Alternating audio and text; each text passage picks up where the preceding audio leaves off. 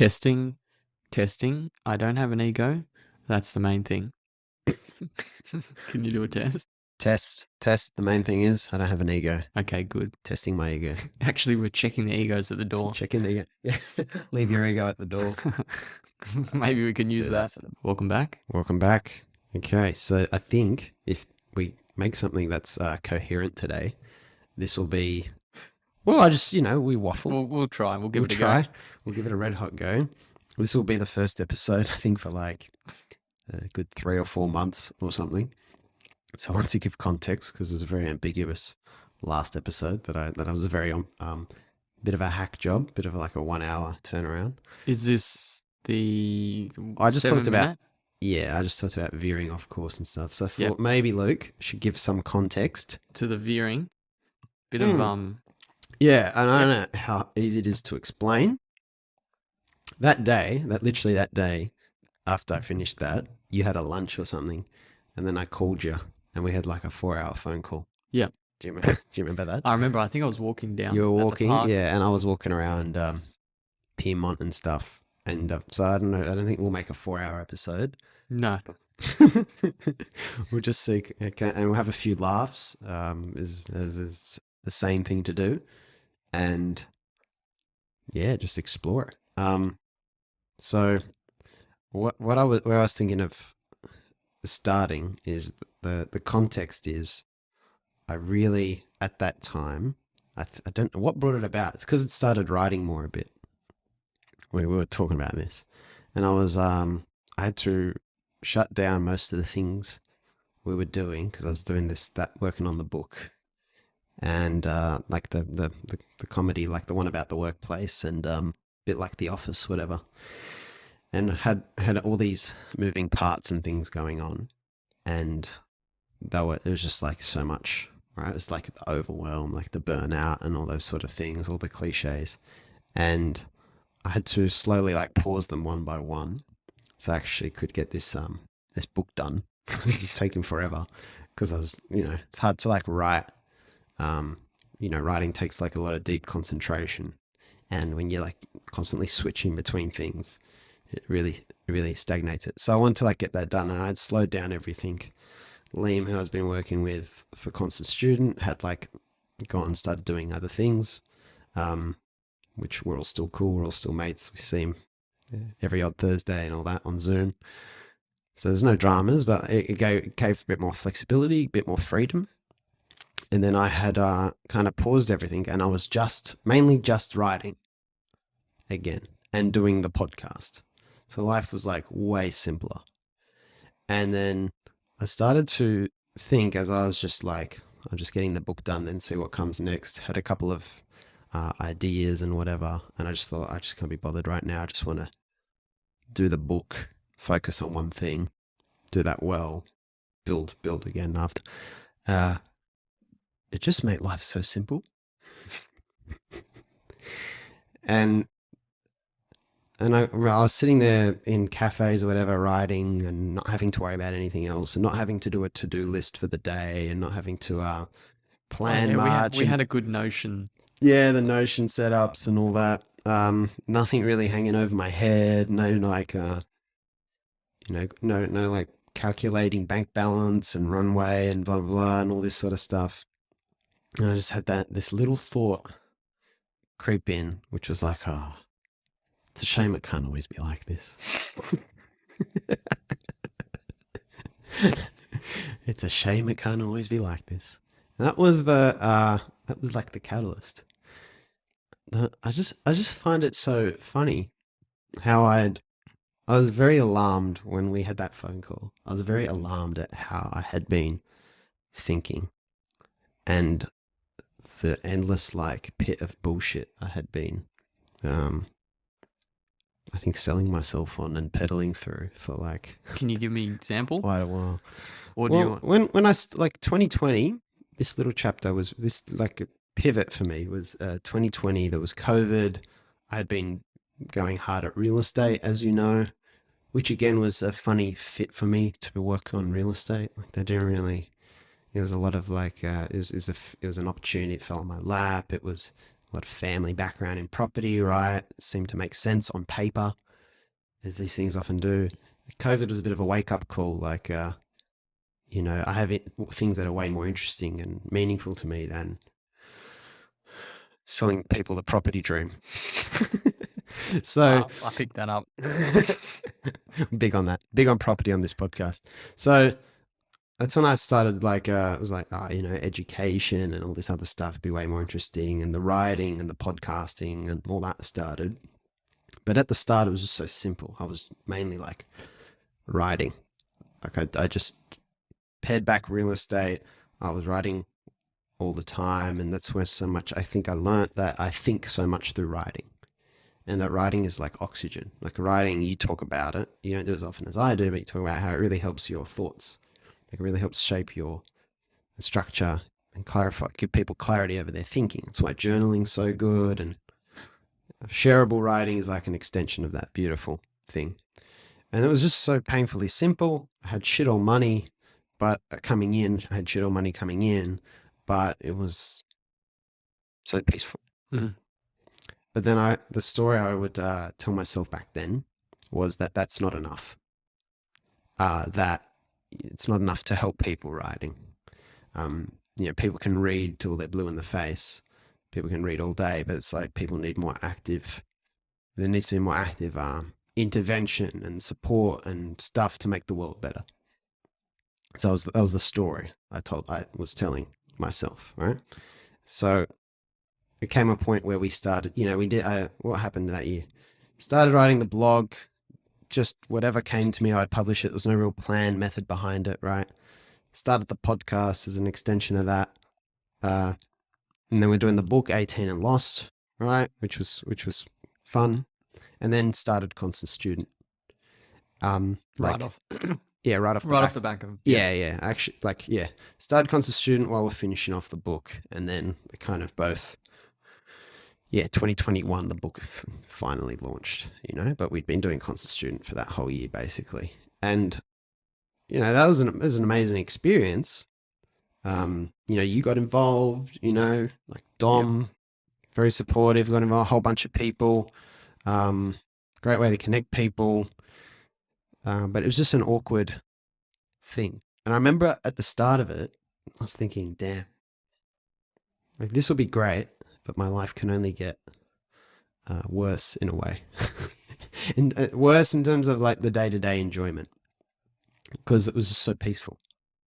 I was like, oh, I don't have money as well. I don't think I'm doing, like, there's more I could be doing and sharing with people. So community and all that or whatever. Okay. Yeah. Ask. I was going to say, in terms of peace, people have very different notions of peace. What is it kind of, it's hard to describe obviously, but yeah, what is that sort of? Peace is that moment where you're just totally internally calm, and you just feel the moment is more than enough when you feel at peace, right? Wherever you are, whatever you're doing, like probably the most relatable feeling is like going for a walk, or maybe for a lot of people going for a run, like eyes light up, or a cycle, or, you know, or maybe like a lunch or a dinner with people. That feeling where you just, the rest of the world and all the things that are like you're meant to be worrying about, they're still there. They still exist, right? The cost of living is the same. You know, your rent or the unaffordability of your living or whatever. Those lifestyle situation factors don't change, but for whatever reason, because of the experience you're having and how you feel inside, it just doesn't matter. It just doesn't matter. That's my attempt to describe what it's been like when I feel like peaceful internally. And I just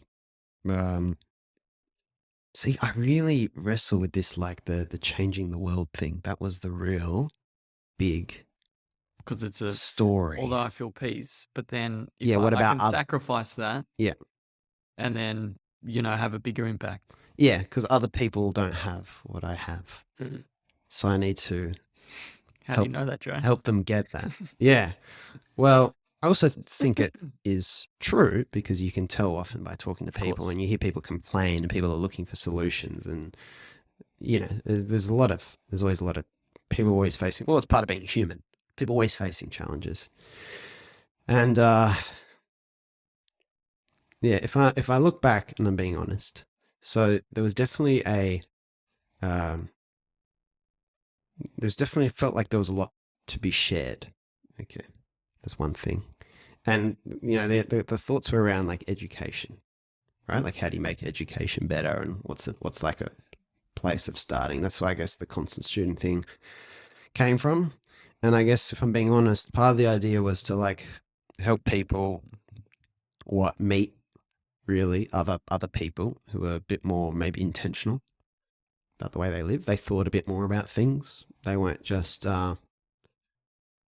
living life out based on their kind of cultural, social conditioning. They were maybe transcending that a bit and finding where they really fit, and normally wanting to do good things for other people too. That was like a big theme, big consistent themes. I guess the idea was that we could create a community, like one sense like a network, where those people often feel very isolated and alone. First, it's nice to feel you're not the only one like that there's not something wrong with you if you are not just doing what everyone around you is doing. Because often that's the way. It's like Harry Potter growing up with the muggles. Like, I'm a weirdo because I can do this and that, but I don't fit in, so I hide that, But really, it's magic. Mm. And this part I think is still true.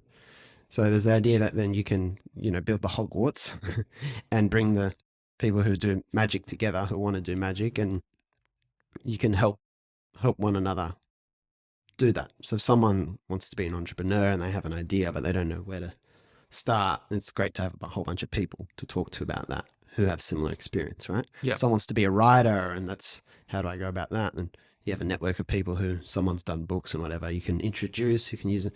So that's one part of the community. The other part was putting on, workshops that got to the deeper root of things, right? Like things like the minimum viable lifestyle, things like talking about wealth. We used to do the wealth workshop, and the kind of the real point of the actual workshop was not stocks versus property. It was more like, what is this bloody thing we call wealth, and everyone's like, oh yeah, wow. And what sort of wealth is the real wealth? Is it actually the financial part, or is it more of the people part? Like, it was an opportunity to kind of look at some of those things that we get attached to. We're pursuing things in the world, but look at them from first principles. Like, because that dictates what you're doing, say career-wise. If you have an idea about wealth in your head, like that's going to be set me up for life, having a whole bunch of assets or whatever. You structure your career and your work based on that goal, right? Like, well, I'm not going to do just whatever I want. I have to do what's going to make money, right? So that understanding those things deeply, I think, is really important, because most of it's bullshit. And there's a simpler reality at the bottom of it. So if you accept that stuff, you start to just do what flows to you rather than what seems smart. What seems smart normally is a road to like there's often a difficult path, actually. You're making a lot of trade-offs with yourself. Yep. The pause for the coffee machine? Oh, I don't know if they can hear it. No, you can. It's pretty quiet. I do the editing. You can hear it? Yeah, but it's easy just to cut it out. It's easy. I can get around coffee. Background noise. Coffee. Coffee. Just for cool. Descript. Just for Descript. Love your Descript. Mm. Anyway, so that was one part of it, right? Constant student. But now the part, we can start talking about ego a bit. Oh, do you still have one? I don't really have one. No, Luke doesn't have one, No, but I mine's still do. gone. I took it out. Had it removed? Yeah, I had it removed. Surgery. Yeah. It was at a 5-star hotel. You could make a lot of money doing that. The ego thing, which was not the story I actively told myself. Actually, no, it was lumped in. This is the shadow side, as Carl Jung would say. I think it was Carl Jung, the shadow, is the power story behind it all, right? Which is, we're going to create a whole bunch of like the next big entrepreneurs, people changing the world.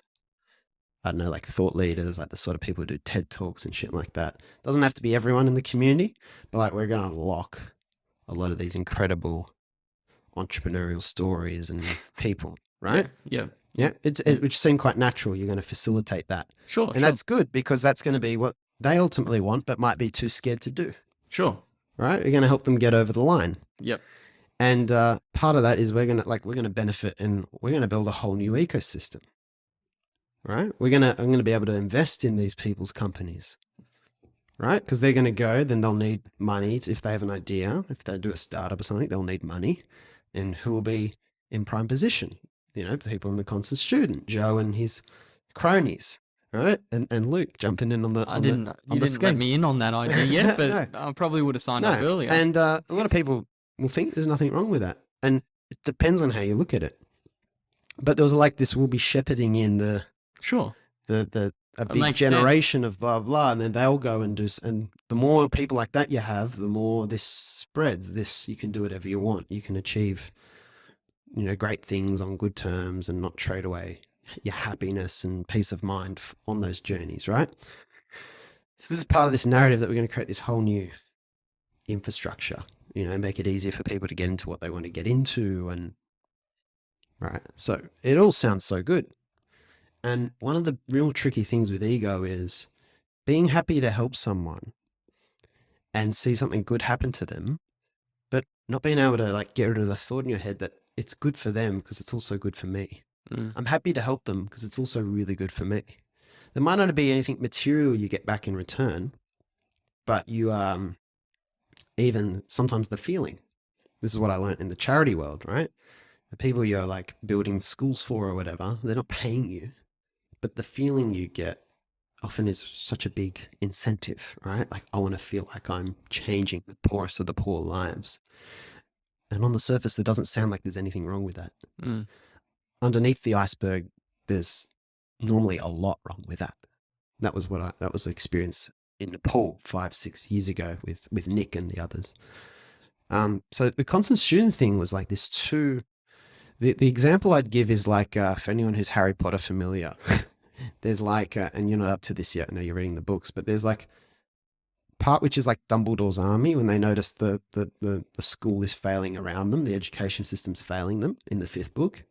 And so they lead their own little, like, very practical education, like non-theory, like this is how we actually defend ourselves against the dark stuff, right? Then in the sixth book, and this is not too big a spoiler, there's another thing where this old teacher comes back to the school and he calls it the Slug Club. He really collects students who he thinks are really promising, and he makes like a little club for them. So it's all the special people, and then he collects people, and he really trades in, you know, like this person became a huge athlete. He uses them to get Quidditch tickets. This one's you know, in the ministry. He messages them when he has thoughts on how he's collecting people like they're like your mate Dan Locke collects Marvel figures. You know, they're trophies. People are trophies. Now, when I look back, what I realized is I was leading both those things in the constant student. There was like there was a genuine practical part of like very simple, like, I don't know, helping people get to where they wanted to go. But there's also this other part of collecting people and shaping them for the glory. So where that would manifest itself sometimes is if someone had an idea, for example, this was a book idea or a business idea, which was not everyone, but if someone had one, it was very tempting for especially me, but maybe other leaders in that community to then kind of push people a bit and like, come on, and you're not following the steps. This is how you do what you say you want to do. And you'd get frustrated if they weren't following through, for example. And if they were going away from it, they dropped it. There was a bit of like disappointment, right? And maybe it wasn't even said to them, but at the very least in my mind, it was there. Often when people resisted the idea of joining the community, I'd be like, in my head, something had been triggered. And I was like pushing people. And these are all things that everyone says supernatural. Not supernatural as in like Superman, but very natural, very normal, nothing wrong with it. And fair enough, if that's a majority opinion. I think we make a mistake if something's a majority opinion. So it's like, it must be okay. But there's this quote where there's nothing right with trying to like fit into a society that's profoundly sick or something like that. Like if everyone's doing something wrong, that doesn't make it it's possible for everyone to be doing something like largely the wrong way, let's say. Anyway, so this is where the push, and I thought, well, we have to make money doing constant students, so we need to sell something.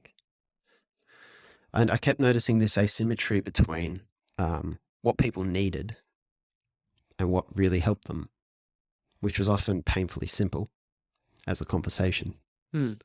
And our need to, I don't know, make a living, pay ourselves, make an income. Again, natural. No one blames anyone for wanting to make a living or monetizing something that's valuable for people. But as we were talking about before we started recording, with the constant student-like thing and things like that, a lot of the value is intangible. It's very hard to, people even listening to this might not even understand what it is. When you're attracted to something like this, it hits you on a feeling level, not on an intellectual level, really. You get a vibe that there's something here for you, and then you kind of reach out. It's not it's not a calculated thing, right? And so it was very difficult trying to communicate the value to people and getting them in, getting them to pay, because they had to try it first. So I spent all this time like this idea, that idea, this course, that course. And like, I never learned through courses. I never did a single bloody course. So I just thought it was really an ineffective way to learn. Uni was the last course I ever really wanted to do. And, the problem for me with courses and stuff, online courses and stuff, not applicable to everything, but in most cases, why would you do the course if you're not yet actually just doing the thing?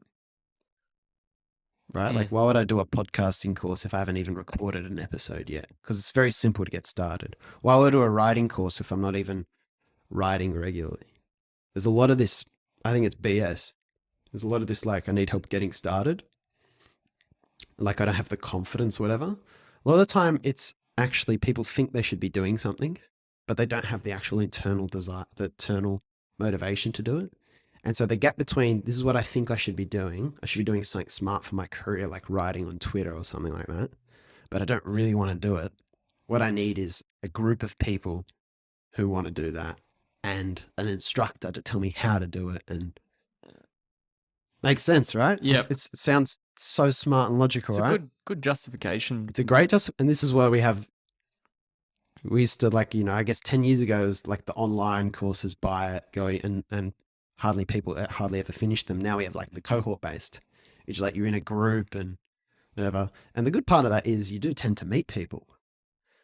But, I never did those.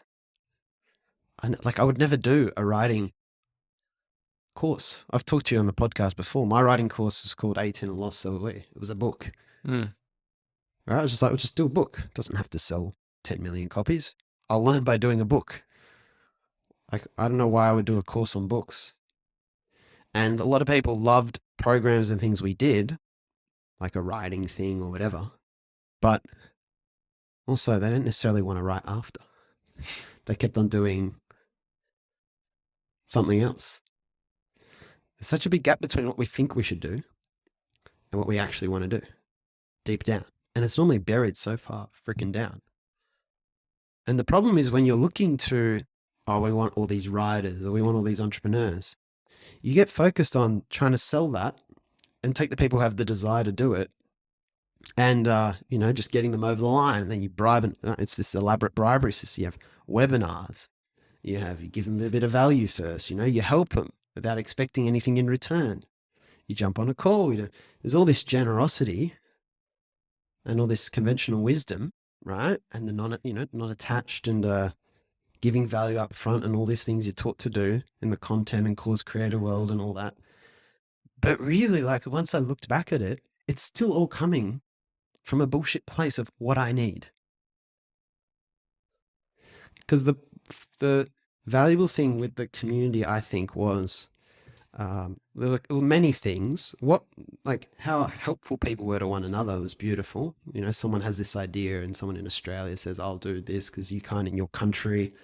I don't know, like PayPal doesn't work in their country in Zimbabwe and I'll help you here. So the generosity people have once they form a community is beautiful. And there was a lot of that. So that's positive. Liam and I used to do a lot of one-on-one calls with people. Sorry, Luke, if you didn't really get any, but it was just like a check-in, like what's going on with you. I'm still waiting for mine. Yeah, mate. No. It doesn't It count. has to be on Zoom. Doesn't count. We would we would check in on people, and you like, maybe there was something I had to like keep in mind, like, oh, if they're interested in like this thing we're building, like a course or something, like, keep that in mind if it comes up. That's something that could help them. But a lot of the time, we like in those calls or one-on-one, you just abandon whatever was meant to be the agenda or what I had to like try and get feedback on or whatever, and you just couldn't help but look at the person, like what's going on for them.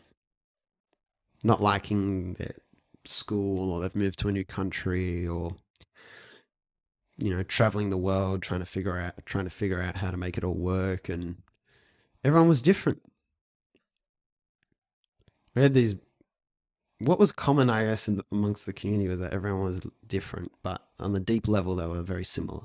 Like very curious, very open-minded, very compassionate, cared about the world, wanted to make themselves a better person, liked learning for its own sake, wasn't just in a rush to be, a success at all costs, in like a career sense, like cared about what they were doing, weren't just willing to do anything, and they had values, but on the surface layer, this person's an artist, this person works in, I don't know, telco, this person works here, this person's doing a tech startup, this person's at uni studying, exercise physiology and loving it, So it wasn't this uni alternative, because there's a lot of people at uni and that actually made a lot of sense for them to be at uni. So that was fine.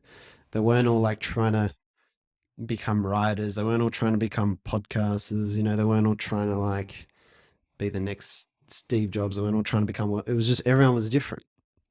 Yet I couldn't get past the fact that everyone was actually, they were the right people. Like they were the right people. So you're trying to like make this thing work. Like I was like, which section of these people do we choose? Like no section actually makes sense. And it was just like I eventually came to the realization that everyone is just fucking different. And that's the reality of it. There is no solution. There is no one way of guiding people to do X or Y. It's everyone does what they want to do when they're ready to do it. And the more that it comes from them rather than someone creating a freaking course or an event or whatever that gets them to do it, the better. No one ever created a situation, apart from high school, to just introduce me to writing. And we talk about you and podcasting in a sec as a good example. No one ever like had to create a course or an event or something to get me to start writing. When the time came, I just started fucking writing. But this is not satisfactory for a lot of people who want to be something that society says is good. And the problem is we burst one layer of it, which is for a lot of people, for a lot of the conscious student people, it's like the corporate, like, oh, I've broken out of like, I don't want to work 9 to 5. I don't want to work like a desk job and blah, blah, blah. And that seems like the only like thing that's like society says, right? But what they do is they end up in all these other little pockets that have the same thing. They're just more elaborate. A lot of the thing with the job, just maybe a little side note is that as an idea is a little bit confusing, because when you get away from it, you're doing the same day to day. Yeah. Like as in you're still doing something from 9 to 5. Yep. Yeah, exactly. So, and your experience with you has been very like fascinating to me, because you remain very grateful for like, I think the podcasting prompt, right? I don't know if you want to just tell that story, because this is an example of how I think highly, highly organic journey of someone realizing things for themselves. Really, we started like we had like a little thing where we encouraged people to like find a project that's meaningful you to work on. And you and Dom had already been, I don't know, tell it from your I'm just recollection. trying to think of you started recording running chats? Yeah, so Dom and I obviously started, on our running journey. And then we got to a point where I can't remember specifically what prompted it, but we decided to sort of catch up weekly just to see how training was going. So we started recording Zoom meetings talking about running. And then it was good to just sit down and have a chat about it. Then we were joking around, just saying, you know, this could be a podcast. Completely as a joke, as in no concept that it would actually be a good idea. Just joking around. Continued doing it. And then I think, was this before or after we were doing this? No, before, way before. Okay. I think. Pretty sure. Yeah, it's hard to... Timelines. It's hard to remember sometimes. But then I was talking to you and Scott once. And then you mentioned sometimes just my temperament, which is another funny word, but you know, I naturally would sometimes ask good questions and be curious, which you pointed that out and said that would potentially make you a good podcaster if you ever wanted to do it. And I think that was a spark. That was kind of like, yeah, that's not a bad idea. Like, that would be fun. I enjoy having conversations, talking to people. And also there was a big element where it was like, you know, this will help me progress and grow and be a better communicator and all these sorts of things. And then you kind of just mentioned you could very easily do a podcast with Dom. Just give it a go. You know, and then all the objections come up, like, you know, quote unquote, you're going to fail. All the ego, which I've removed now, so it's all good. Yeah, it is ego removed. You're talking to two men without egos. But then we just obviously start easy, start slow, just record and work it out from there. And I think we started the podcast. You had already... When was the podcast? About like, October, November last year. About a year ago. I also started asking you to help with this. Yes. And we had a podcasting little group in Constant Student. Sure. Around that time. And James actually said, oh, should we invite the Chiefs boys in? Yeah. Sure. Like, if they get it up and running, might as well. Yeah.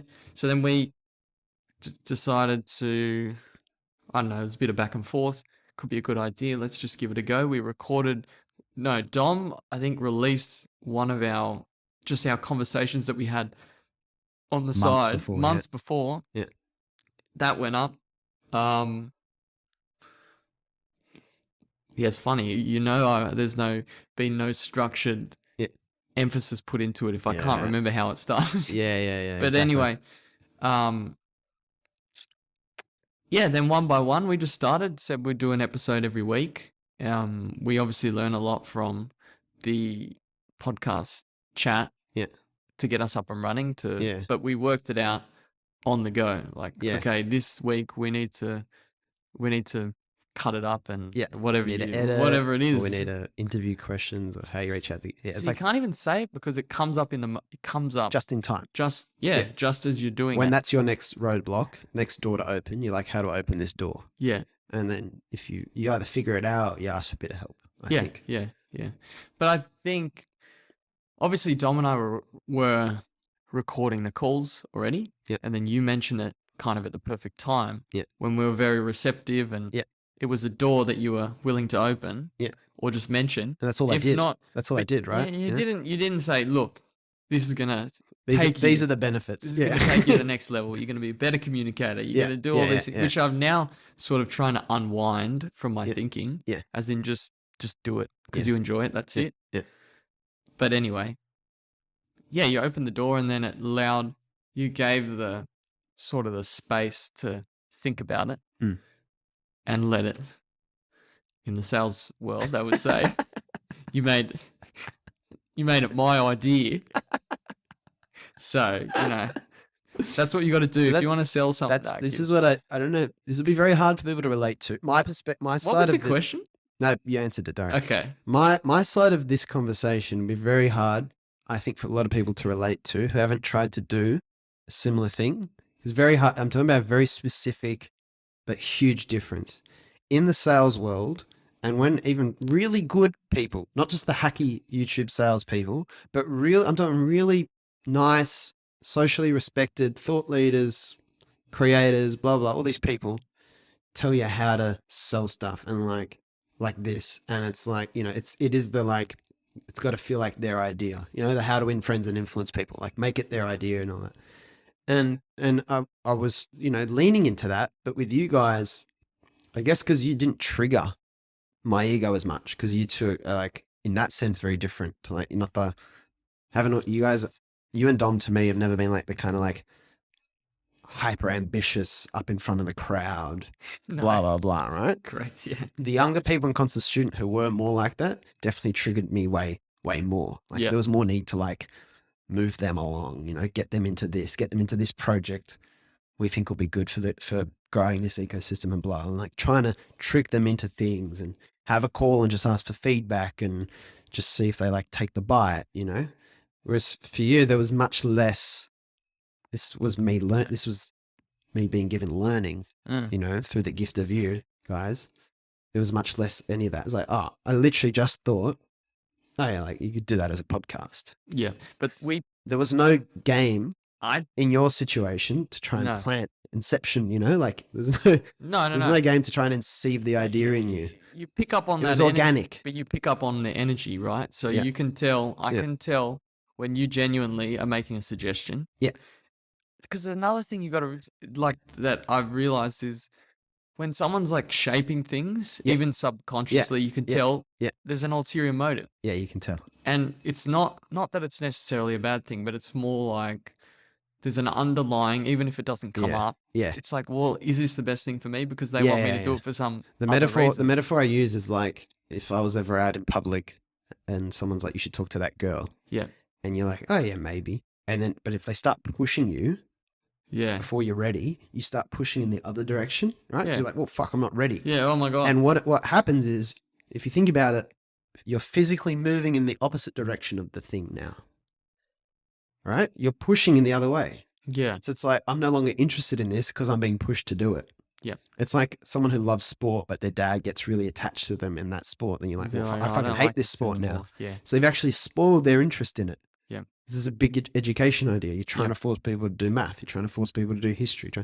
Well, I'm not interested because they're pushing me. Because your body's like, well, I have to push in the other direction because I'm not ready yet. And they're trying to push me. And I'd made enough mistakes that I was just trying to surrender more.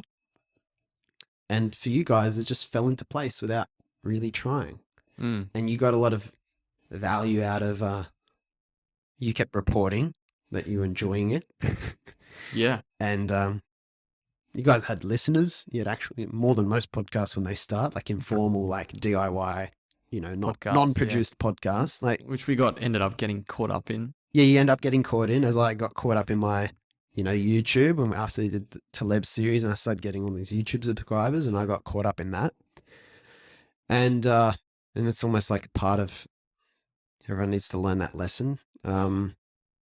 You kind of, it was just very organic. And then doing this with you, I think our frequent conversations has helped us both a lot in our lives. But this is like the deeper, because this is the different to your podcast. This is the deeper reflection constantly shapes your thinking and improves your thinking. And all this is really deep conversation. Yeah. That's all this is. And just observing you over the last like 6 months, way longer, 12 months, the change, seemingly for the better, but let's see. Well, we'll find out. Yeah. Is incredible because it was the one of the most least intended, you know, like I've definitely felt that seduction to try and enlighten people. I can't pretend I was ever full, you know, I've never, not now fully enlightened, right? But this is one of the stories, like no one understands. Joe, you understand. You gotta be the fucking savior. And this is what took me to Nepal, this savior narrative in the head, which comes from a lot of, when I think about myself growing up, like at primary school, high school, you look at the formula, my formula, right? It was, well, the boxes I grew up trying to tick. So there was a lot of identified with achieving at school. So it was like achievements. And I've been, why, as DeMello says, you know, we get people hooked on this drug of approval. And the high achievers are the most hooked. Otherwise, they In wouldn't that be sense, doing it. in an achievement sense, right? Yeah, otherwise they wouldn't be doing it. Or they'd be driven to do it by curiosity rather than, I feel like I've achieved something, Sure. right? So I have to achieve things, right? But also very Catholic, very service, very resonated with that identity as someone who is helpful to people and compassionate and generous. So I'm trying to tick that box too. And I guess there's like a creativity in the joy of doing. So you look at, you add those, where can you do all those three things? And you start to get context around the decisions I made, right? It's almost predictable. It's like a formula. And so uni wasn't satisfactory because I didn't feel that achievement, right? I was too scared to do film because I was so scared of doing it but not achieving, which is the counterintuitive part. But I was looking for more, and that's where the Nepal thing of, I can go help the poor people in Nepal, is where the Saviour box is like, that's an achievement. You can be the Saviour. You can be compassionate. Other people will love you for doing it. And this is like the subconscious part, the unhealthy part of what takes me to Nepal. And then I start to see that world's bullshit, and I can see that in myself. A lot of people, I'm sorry to interrupt, a lot of people would say, what's wrong with that? If it brought you to a good place, I'm going to play devil's advocate. Brought you to a good place, you're helping people.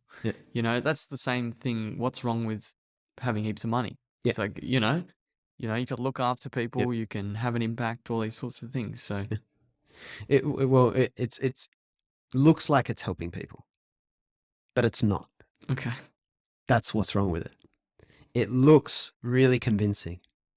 And this is where I start. The language I use to describe this whole rigmarole, whether it's charity, whether it's education, whether it's career, is the bubble. And a bubble, you understand, like financial bubbles, most people understand GFC and stuff like that, but the tech bubble and things like that. A bubble is an abstraction away from reality. It's not the real world, but it feels real.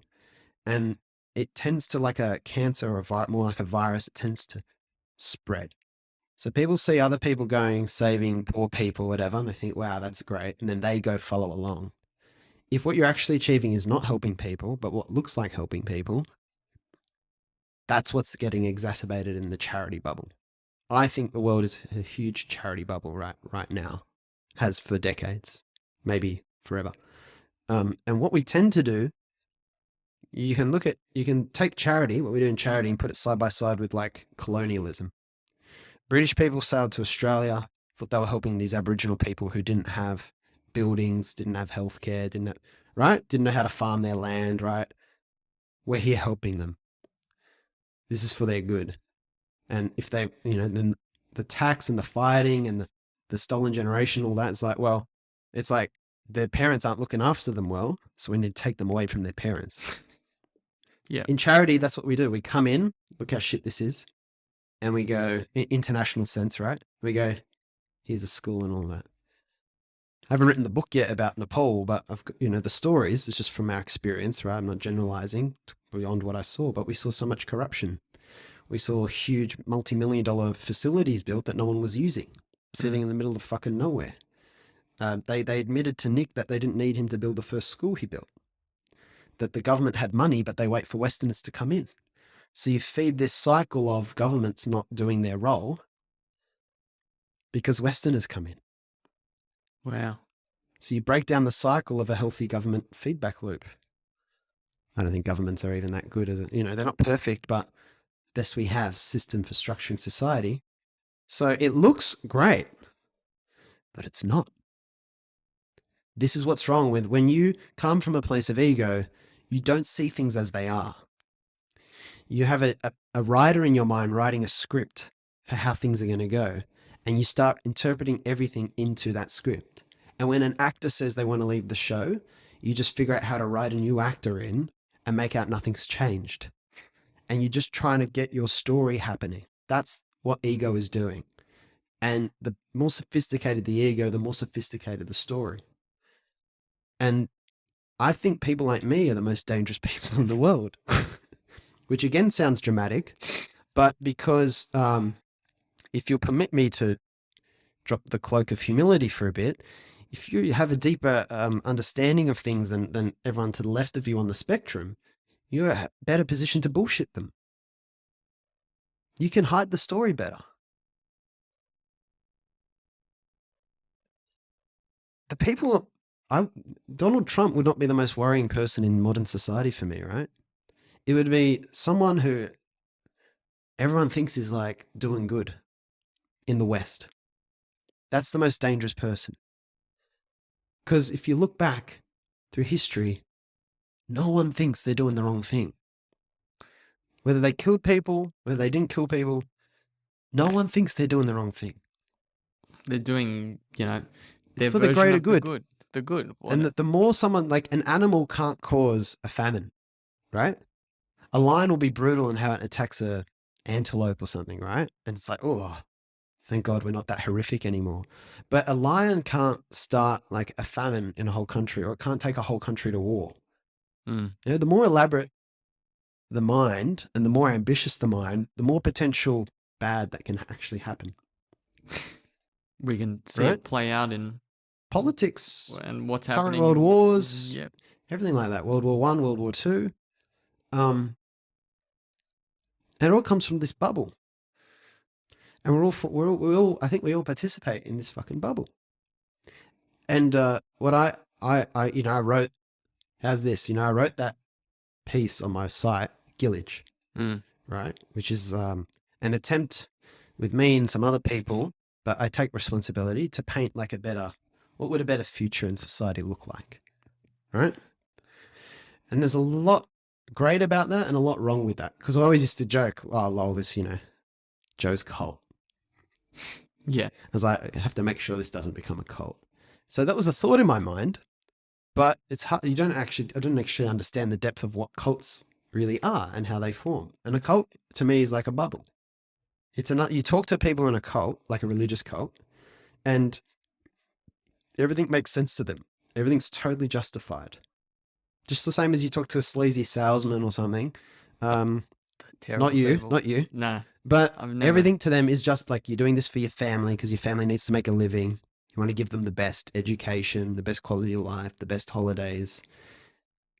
So you'll use all these tactics to try and manipulate people into buying just whatever you happen to be selling, regardless of so that feels totally justified.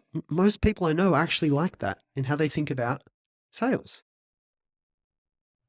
It's in a way, because the way it's set up, it's pretty much what you have to convince yourself of if you're not careful, basically. Yeah. So this is what I mean. Like, this is everywhere.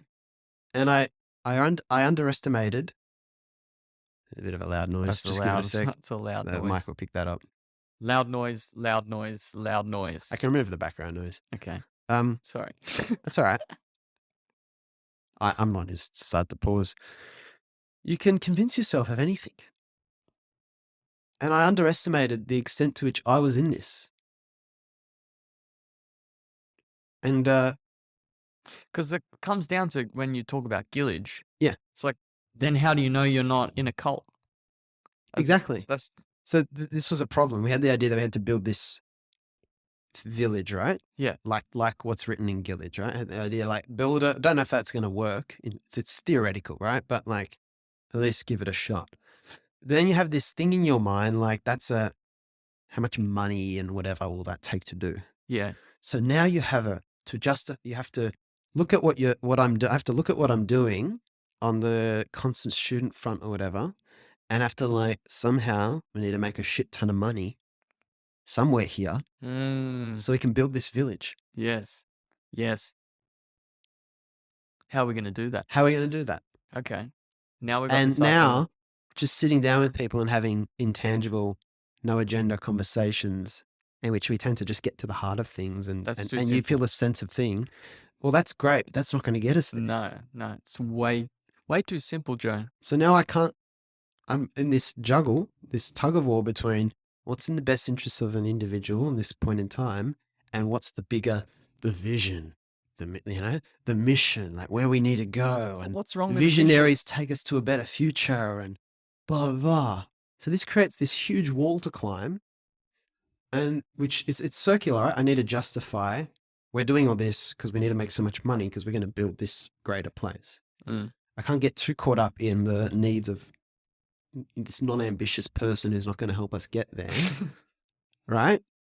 Right? Like, It's great, true. help them just be themselves. But at the end of the day, I've got to focus on the most advanced, I've got to find the most advanced young leaders, change makers in the world, because that collective community is going to get us to this, and that's going to be for the greater good. This is the story. It's so convincing. Yeah. It's logical and bullshit. No, what? But and the truth is, so when you look back at history, and this is what I've reflect on a lot these days, and this is where a lot of objections will come in, but Jesus, Buddha, Socrates, Marcus Aurelius, these are people who I talked about today who had no intention, as far as we can tell, I don't presume to know their intent, no intention of starting a new religion. They didn't even write, most of them didn't even write things down. Marcus Aurelius' meditations was his private reflections how and funny is journaling, that? right? It He gives had us no so much intention more for it to be power. read. Yeah. Anne Frank's diary is another example of something that was never meant to be read by other people. Her private diary. Where's the education system in that? Did they teach this 13-year-old girl before she went into hiding how to write in a revolutionary way? Did someone give that to her? Or was she just writing of the experiences she was having? Right? How much education about writing has changed in 2000 or something years since Marcus Aurelius was. Jesus never set out to create a religion. He was a reformative Jew. He gathered small groups of people, and his message was, whenever 2 or 3 of you are gathered in my name, I'm there. And even if you want to get religious about it, the kingdom of God is within you was always his message. It was not the church. The church actually, the concept of the church actually came much later, wasn't his idea. He would have dinner, Last Suppers, 12 people, bread and wine, sharing a meal, talking, having a laugh. Church was introduced way later in Christianity. It's not actually part of the core thing. And it creates this bureaucracy and all that, but he didn't seek that, because if he had sought it, it would never have worked.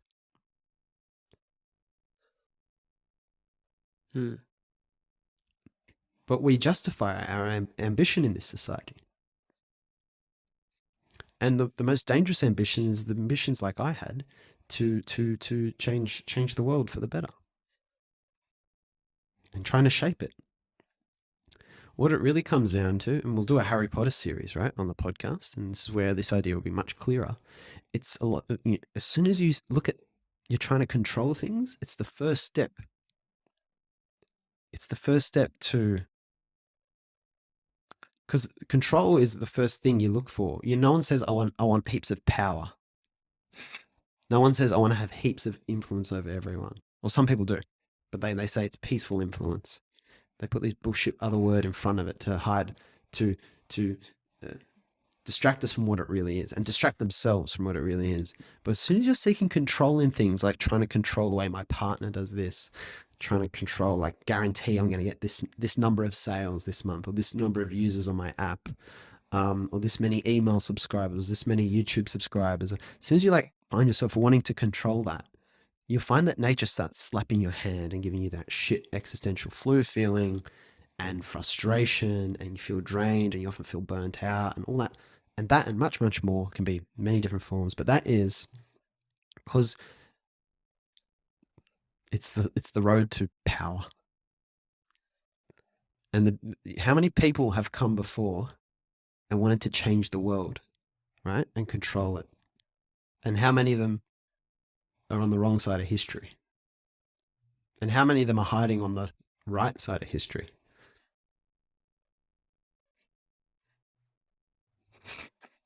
How many of them are celebrated, right? How many of them are quoted, but actually it's just because we're on their side of where the chips fell, right? Hitler is like the ultimate history baddie, right? But I question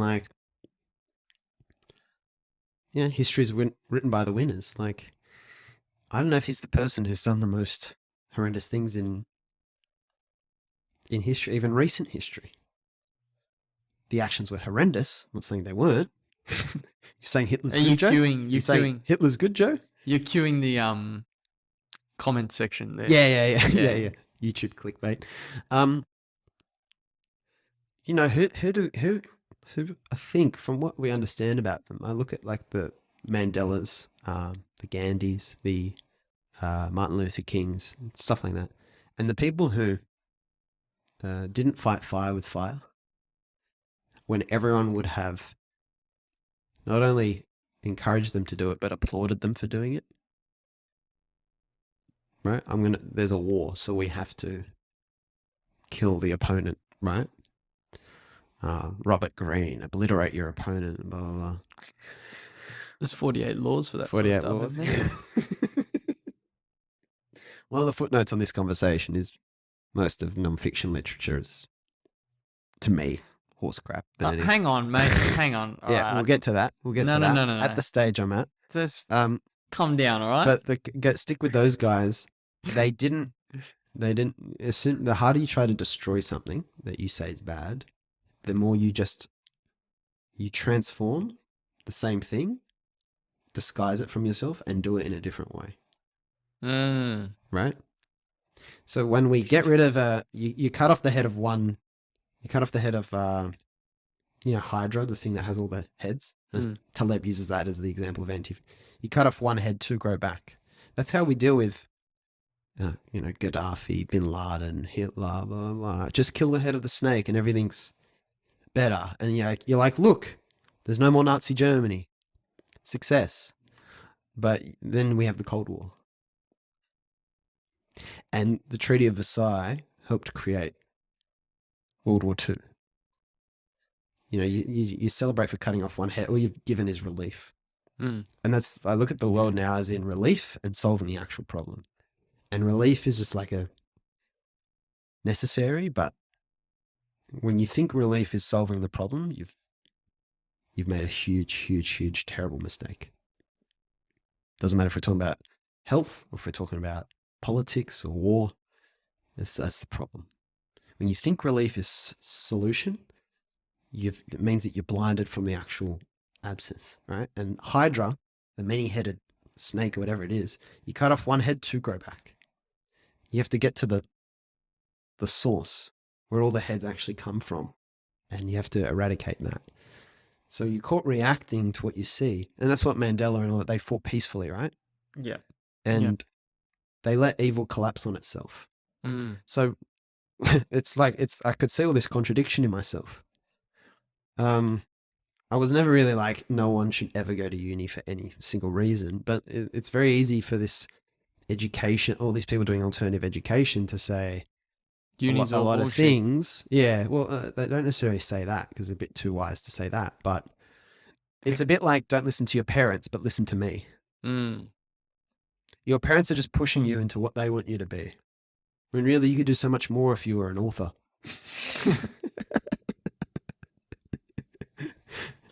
When you say it like that, how outrageous does it sound? It sounds so outrageous. But these is all things I'm guilty of doing. Yeah. These are all things I'm guilty of thinking, even if I didn't say it. And there's a lot of people who I think do, a lot of friends who I think do a similar thing in a different way.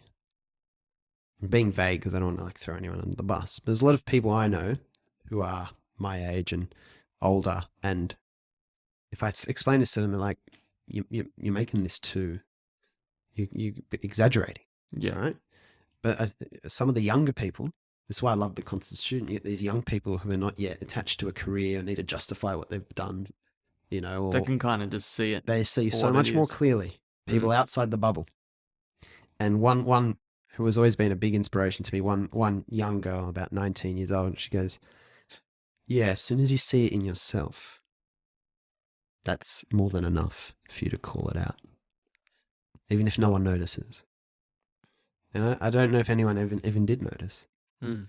But so what I'm trying to say is I got attached to constant student, I got attached to even, especially at a point that the podcast, and because when it started getting YouTube subscribers, and I was checking it like every hour, and I was trying to figure out how do I make this huge, and I was analyzing thumbnails and doing all this bullshit, and you guys are probably laughing at me because but what I'm doing at the same time, I'm roping people like you into it. You know what I mean? I'm going, guys, look how we get more downloads, and look this work and that, and then you're roping people into the bubble. Because you need to justify, when you come from ego, you need to justify why you're doing what you're doing. And the main way you justify it is by getting other people to follow a similar script to the one you're writing. And this is the beauty of a fucking course and stuff like that, is when you're trying to give people the answers, what you're doing, there are no answers for complex things, right? Right? If we could talk about how to set up this podcast setup so you don't get as much, mic bleed and background noise. It's something you can educate, because they just want the exact same result we have. Exact same microphones, equipment, result. It doesn't need to be any different. But if we're talking about how to make a good podcast, it's the stupidest thing to try and learn from other people. Because if you can't figure it out by just listening to a few podcasts, but also not just podcasts, but reading books and movies and stuff and understanding what makes a good experience. First problem. Yeah. What's good? Exactly. First problem. What's good? Second problem. Running podcasts versus self-awareness podcasts versus business podcasts. Stop at what's good. Yeah, exactly. What's good? We can endlessly dissect this, but you've said it perfectly. Good writing. The funniest effing thing about good writing is that the more you're trying to learn what makes good writing, the further you're getting away from good writing. Because the people who write the best and the worst are the people who don't care about good writing. These are the people who have an experience and just want to communicate it. So writing literally just comes up as the tool to help them communicate. The ones, though, who want to be a thought leader, the ones who want to do a TED Talk, the ones who want to be revered and show off what they know. Wear red suits. We call them thought leaders. And of course they're going to pay for education in it because they want the outcome. But the thing is, writing's the tool. Podcasting's the tool for something else. You would never read podcast news, right? Or you and I wouldn't, because who fucking cares? But people read business news, right? Because that's much more aspirational, and there's much more confusion around that, right? And business is just a tool. And the people who don't look at it as a tool are tools themselves. It's I say it's like being interested in sport. It's all right, you love sport. Okay, most people do. What sport? I don't know, I want a career in sport. It's tennis, running, swimming, each are so bloody different. The only things in common are they're physically performed. Some are team sports, some are not. It's more about hand-eye coordination. There are some fundamentals, right? Mentality is always important. Sort of discipline is always important. But those things are so fundamental, but also generic that the more you think about it as sport, the less you'd be thinking about those underlying things anyway. Every business is completely different. Every business, a coffee shop versus Facebook. Amazon, a cleaning company versus a computer, software company, right? Telco versus telco. Telco versus telco, right? It's these things. But it's so tempting for people to sell education because it's unclear that you're probably not getting value. Right? You feel like you're getting value in the same way you get relief, right? When you feel depressed and you drink, at least I went out and had fun. You feel, this works, right? I got value out of it. It's bullshit. Yeah. You're being uneducated. What you're doing is you're entering someone's bubble and you'll never be able to overtake them because they have the answers. So you come to them for more advice. No one can tell you. Anyone who comes asking, to me about writing books or whatever, it's why are they coming to me and asking? Because I realize I never asked anyone. And how do I know if it's good or not? There's no, people they make films, who've made amazing films, and the next one's shit. You know, some people who've made great songs can't write another like hit ever again. Some people like no one knows. The creative thing is just, what would you do if no one thought of it as a hit? Because that's really like the only. Robin Williams said, you know, he loved all the films he did except the ones he kind of did for money. He goes, you know, those ones because you just get a feeling, and you get a feeling like, oh, I'm only doing this for the money. And then when everyone's making a film just for the money, where does the purity of like the good story come from? It doesn't, because a good story comes from like your experience. And so people trying to learn these things, they don't realize, I don't think they realize they don't really want to do them. That's when I look at myself, when I wanted this outcome of, you know, the glory story and the success and all that. And that's when you're doing that, that's when you feel insecure, when you see competitors. That's when you get burnt out more often. That's when you're not really enjoying it. That's when you get existential flu all the time. That's when you're looking for answers. You want to control things.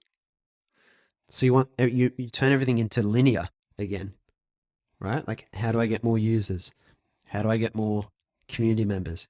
How do I get people to, you know, you start like, what focus groups, like, what do people want? Like, it's not curiosity, it's like demanding. And so we try so fucking hard in life because it's coming from the wrong spot.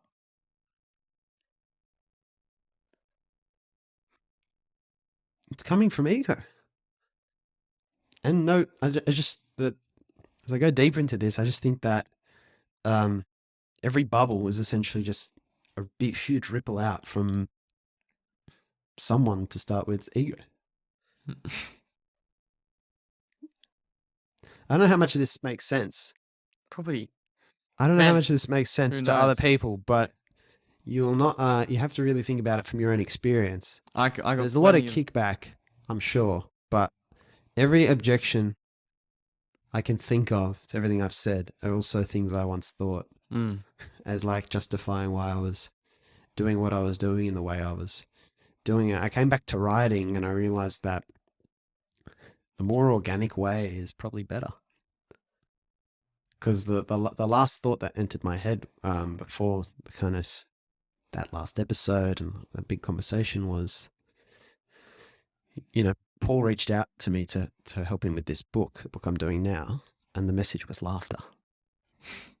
It's the power of laughter. As this accidental millionaire who started off knocking on doors because he was desperate, but didn't show it, just tried to be pleasant to people and just surrendered, you know. And he goes, being serious never worked for me.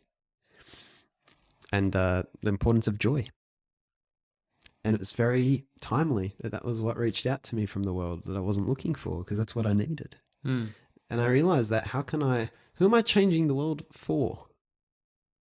Right? Because if I don't feel joy and I don't feel peaceful while I'm doing it, because I was always looking for like, how do we make ends meet? How do people, when really it was just like, the answer was just so simple. It was like, don't. But I could never find that because I was so desperate to figure out. It's like, it doesn't make sense as a business. Who am I doing this for? I'm not feeling joy and peace doing it. It's like a parent going, I'm going to sacrifice my happiness so you can be happy and you can have a better life. And as Alan Watts says, all you do is you teach your child to do the same thing you did. People follow what they see, not what they're told. How unkind is that, to put pressure on your happiness? You, Luke, right? Because I'm only happy if you're happy, right? If all the hard work I did makes you happy, right? I did all this so you could have a podcast and blah, blah, blah, and whatever. And you're like, oh shit, you know, I've got to live up to that. And that makes it much less likely you're going to enjoy it. So I had this conversation with someone who's like, they want to leave the world a better place. And one of the things they think about, I go, yeah, I get that. And I used to think that, but if everyone follows my example, say I do it that way, and other people follow that example, what you have is a whole people trying to make the world better, sacrificing their own joy, peace, happiness, whatever you want to call it, to do that. So if you manage to get everyone on board, let's make the world better. You manage to get everyone on board. Who's the person that actually has the better experience of life? No one. It's a good thought experiment to do. It's a good thought experiment. Whereas, this is where you come back to Gilly, I think. Mm. If I am joyful, so you flip the thought experiment around. If I feel joy, and if I feel like what Eckhart Tolle would say, inner peace, which is probably the thing to look for more than happiness. Happiness is, again, like sport and business, big aggregate term, describes lots of different experiences. But if you inner peace, but then every now and then you get that feeling of joy, of like, if I'm doing that, what sort of things will I do if I come from a place of joy and peace instead of trying to change the world and make it better? So I'm trying to change the world and make it better. It's like going to Nepal, trying to save poor people. As soon as looks like I've saved poor people, I'm happy because that's what I'm looking for. I'm just looking to confirm that. I've ticked that box. Now I don't want anyone to upset that story. Same with changing the world. You'll settle for relief and call it a solution, right? Really, I'm propagating this. But if you come from a place of you're content with yourself, you don't feel the need to change things. Too simple. Too simple, right? How do you interact with people? Beauty now is I have nothing to sell anyone. So when I talk to them, I'm just talking to them. Mm. And sell not as in just financial, but even like an idea to sell them, which is much less. There's much less awareness about that. Like don't need to con you into the way I do things, because that's very disrespectful. Even if I think it's better for you. Whoa. What's disrespectful about that? What do you mean? It's better for me. And your family. And your family. Yeah. Gotta help my family. Sorry. That's what I mean. You come from a place of that, which is like an actual healthy place where ego's taken out of it. And people just absorb that off you. Think about people you know that are always smiling and laughing. What do? They just make you feel. And then whatever you're actually trying to do, this thing you're striving for, this problem you have, you probably just have the energy to actually solve it. Rather than like needing instructions from people on how to do it. I think, in my experience at least, when you're in that, when you're using inner peace as the way to the compass or whatever you want to call it. Yeah. Those things end up finding you. Yes. And the right things sort of reveal themselves. Yep. Because you're not creating and pushing in certain directions and coming up against all this resistance. I've noticed this at least. For example, Mum got into running, right? Which is fantastic. Yeah. But of course, when she did, I had all these ideas as to how, I can help her get faster and all these sorts of things. Yeah. Missing the point of she's 62 years old and just wants to get out there and be a bit active. Be a bit active. And I'm going, all right, we're going to get this garment. And probably participate in something her son is also into. Yes. As a connection with you. Yeah. We're going to get a garment and you got to get this. She just goes to me, she's like, I don't want any of it.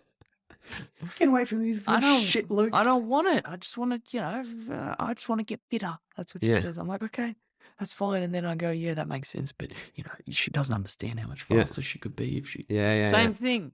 It's the business version is, you don't understand how much more money you could make with this tweak. Yeah. You don't understand how much more people you could help with this blah. And then I'm getting all this resistance, thinking, obviously unaware. She doesn't get it. I'm trying to help her. Yeah. I'm trying to help you. Yeah. And then I'm like, anyway. It's a great example. Because we talked about this, right? As soon as you have it's like your ego has sensitive areas, right? So it doesn't identify, your ego won't identify with like, I don't know, like, what's that, like maybe public speaking necessarily. Someone's like, I want to get better at speaking. You're like, all right, I don't know. Why? You'd probably just ask why, because you'd be curious. If you ask someone who's like a public speaking coach or someone who's sensitive about it, or they ask about running to you, that's something you identify more with. So your ego is like, I can work with this. Luke's like really proud of himself for his running, Mm. right? And what it does, it just like it latches onto whatever it can, like any living thing in the room. And so when you have an important realization or breakthrough, ego's so clever, it just comes right in and ruins it by identifying with the new realization. So like someone who's like, oh, I've become so much more aware of myself, the ego's like, fuck, this is a problem.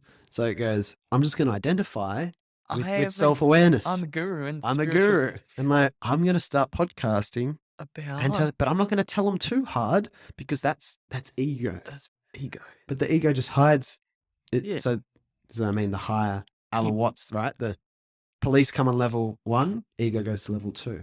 Mm. Police come to level 2, ego hides. It just keeps going higher and higher. You'll Yeah. never catch it. Yeah. You can only just laugh and listen to your gut. And that's the only places that it just can't open those doors. It's like the spiritual awakening I had when I stopped drinking. Yeah. And then, everyone that drinks is, why would you ever? Yeah. It just hides somewhere else, like you say. Yeah. And it's just hide somewhere else. obviously I wanted to, help certain people. You're like, this is why you shouldn't drink. This is why you shouldn't drink. Yeah. It's changed. But that's it's not the way, almost like that's the not the way ego you got- stop drinking, is it? No. This is the paradox, right? This is the contradiction with education. It's all the same, right? This bubble phenomena. You escape one bubble, your ego's trying to defend itself. It creates a second bubble. Yeah. That's really confusing because you got this contrast, and Nat Eliason calls it level 2 thinking. My mate Andrew Reese used to have the same thing. I call it outside the box. There's still that level of without the box, right? There's the box, outside the box, and without the box. If you picture 3 levels. And if the box is round, it's like a bubble. I'm not clashing I hope this recipe, these ingredients work together, right? So bear with me. And ego's clever to defend itself. Once you've escaped the box, the bubble, it's like, all right, look, Luke, contrast. Look at all these idiots still in the bubble. Look how much better you are than them. But but all it is it keeps you close to that box, outside the box, right? You still need it. If you're going to be outside a box, you need to be near it. There's still a concept of the box. Otherwise, it's outside nothing. And so it just forms a second bubble around the first bubble going, well, you're superior than them. Lead them into your bubble. Yes. Right? But you never, ever get there the way you try to guide others. No. My big moments of awakening mainly came from making my own mistakes. A big one was Nepal. On a lot of like the career and the self-awareness level was going to Nepal. Lecturing people. No one lectured me into it. So if I'm going to try and lecture or push people into it, that contradicts the way I do. Most of the great writers didn't do fucking writing courses, but they're happy to go create them. Right? I never, and quitting drinking and all these things. My dad doesn't drink, Gilly doesn't drink, but none of them ever said anything to me about drinking. Just let me be. But what they did, which is what I think the big change I tried to make, which a lot of people don't understand this because they don't see it in themselves, is just be, but just be the example. And what Marcus Aurelius, people like Jesus, all that they did it by example. There's a big the difference between telling people to do it and telling people how to do it, but actually doing it is the biggest difference in the world. Right? Now, ego can come into things I do like writing, but what I can't say, the difference is it's easy for me to write about importance of joy or whatever. It's another thing for me to live what I write. It's easy to write it in a book, but do I do that with my team that I still work with for real estate? Am I doing those things, or am I just writing, like laughing at the people who don't do it? Right? This is writing. When you come from ego, you're trying to prescribe way more. When you're not coming from ego, you're just sharing stories like you would in conversation. Sharing stories, not pretending to, not extrapolating all this and that and generalizing and all that. And I may have done a bit of that in this conversation, but you're trying to point at fundamentals. And you're trying to respect people's ability to think for themselves. As Eckhart Tolle says, don't accept or reject what I say, test it. That's the difference between that and here's what to think. Everyone's giving you the wrong thinking. Look what I've got for you. I was reading recently, DeMello said, people ask me, how do I become awake or Yeah, something? And say, yeah. well, if I told you, then you wouldn't be awake. No, And if you listen, then you yeah. wouldn't be awake. No, and that's the thing that fascinates me about the people who join the community, like the real constant students, like the real people who are embodying that, because they're not looking for anything in particular, but they're just open to it. I didn't go to Nepal looking for more self-awareness. But it was like Shia LaBeouf going to do the acting role. He's like trying to go into the monastery to learn about playing a priest to help his career. But once he's in there, he gets what he really needs, which is like spirituality. Yes. Because if you actually wanted spirituality, the more sophisticated and like intangible the thing is, the less guided your journey should be to get it. That's the funny thing. Because the more dangerous, because it gets more murky, more dangerous. Like wanting to be enlightened, if you're too desperate to be enlightened, it's like what I said with saving people. You just settle as soon as you can tick the box that I'm enlightened. This is the people that think they're saints because they go to church every week, but don't do anything else. And they mistreat people. But it's like, I go to church every week. I can memorize scripture, right? I can memorize. It's like being a parrot. I can say all the words, but you don't fundamentally grasp them. Yeah. Right? You don't live them. And the funny thing is, if you try and get it completely through church, it's actually probably difficult to get it completely through church because that's not the way Jesus did it. He wasn't trying to create a new church. He said the kingdom is within you. And there's a group I've told you about, Spirituality on the Pub, Gilly's a part of. Yeah. And Liam, Tyler, and I went to one of their calls, and it's just on Zoom, just questions and talking about like things of importance, right? Like young people in your journeys with spirituality. We were just sharing our journeys. And I was talking about, this is why I don't find value in, mass. My mum does, great. But it's like me. And they said, how would you fix it? And I just said, you're sitting in it.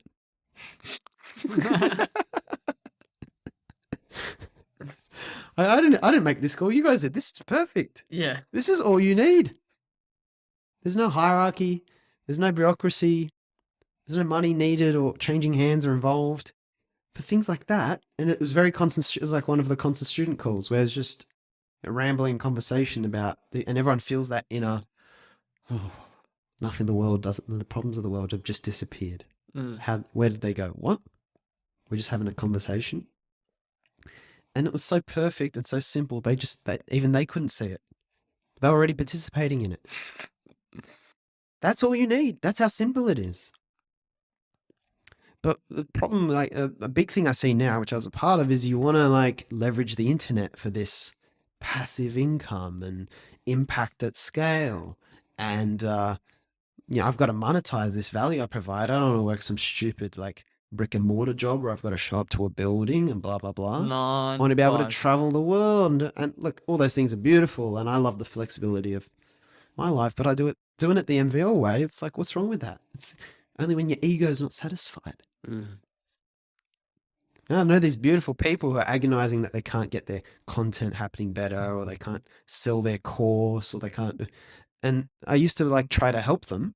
I'm like, well, I'm trying to figure this out. I don't know the answers, but the more I help others, the more I can figure out this course stuff and this digital stuff. But it's just a space where you feel like you can just less clear offerings. You feel like you can just get money for doing them. And it puts it in this convoluted little internet place and bubble where people don't want to just jump on.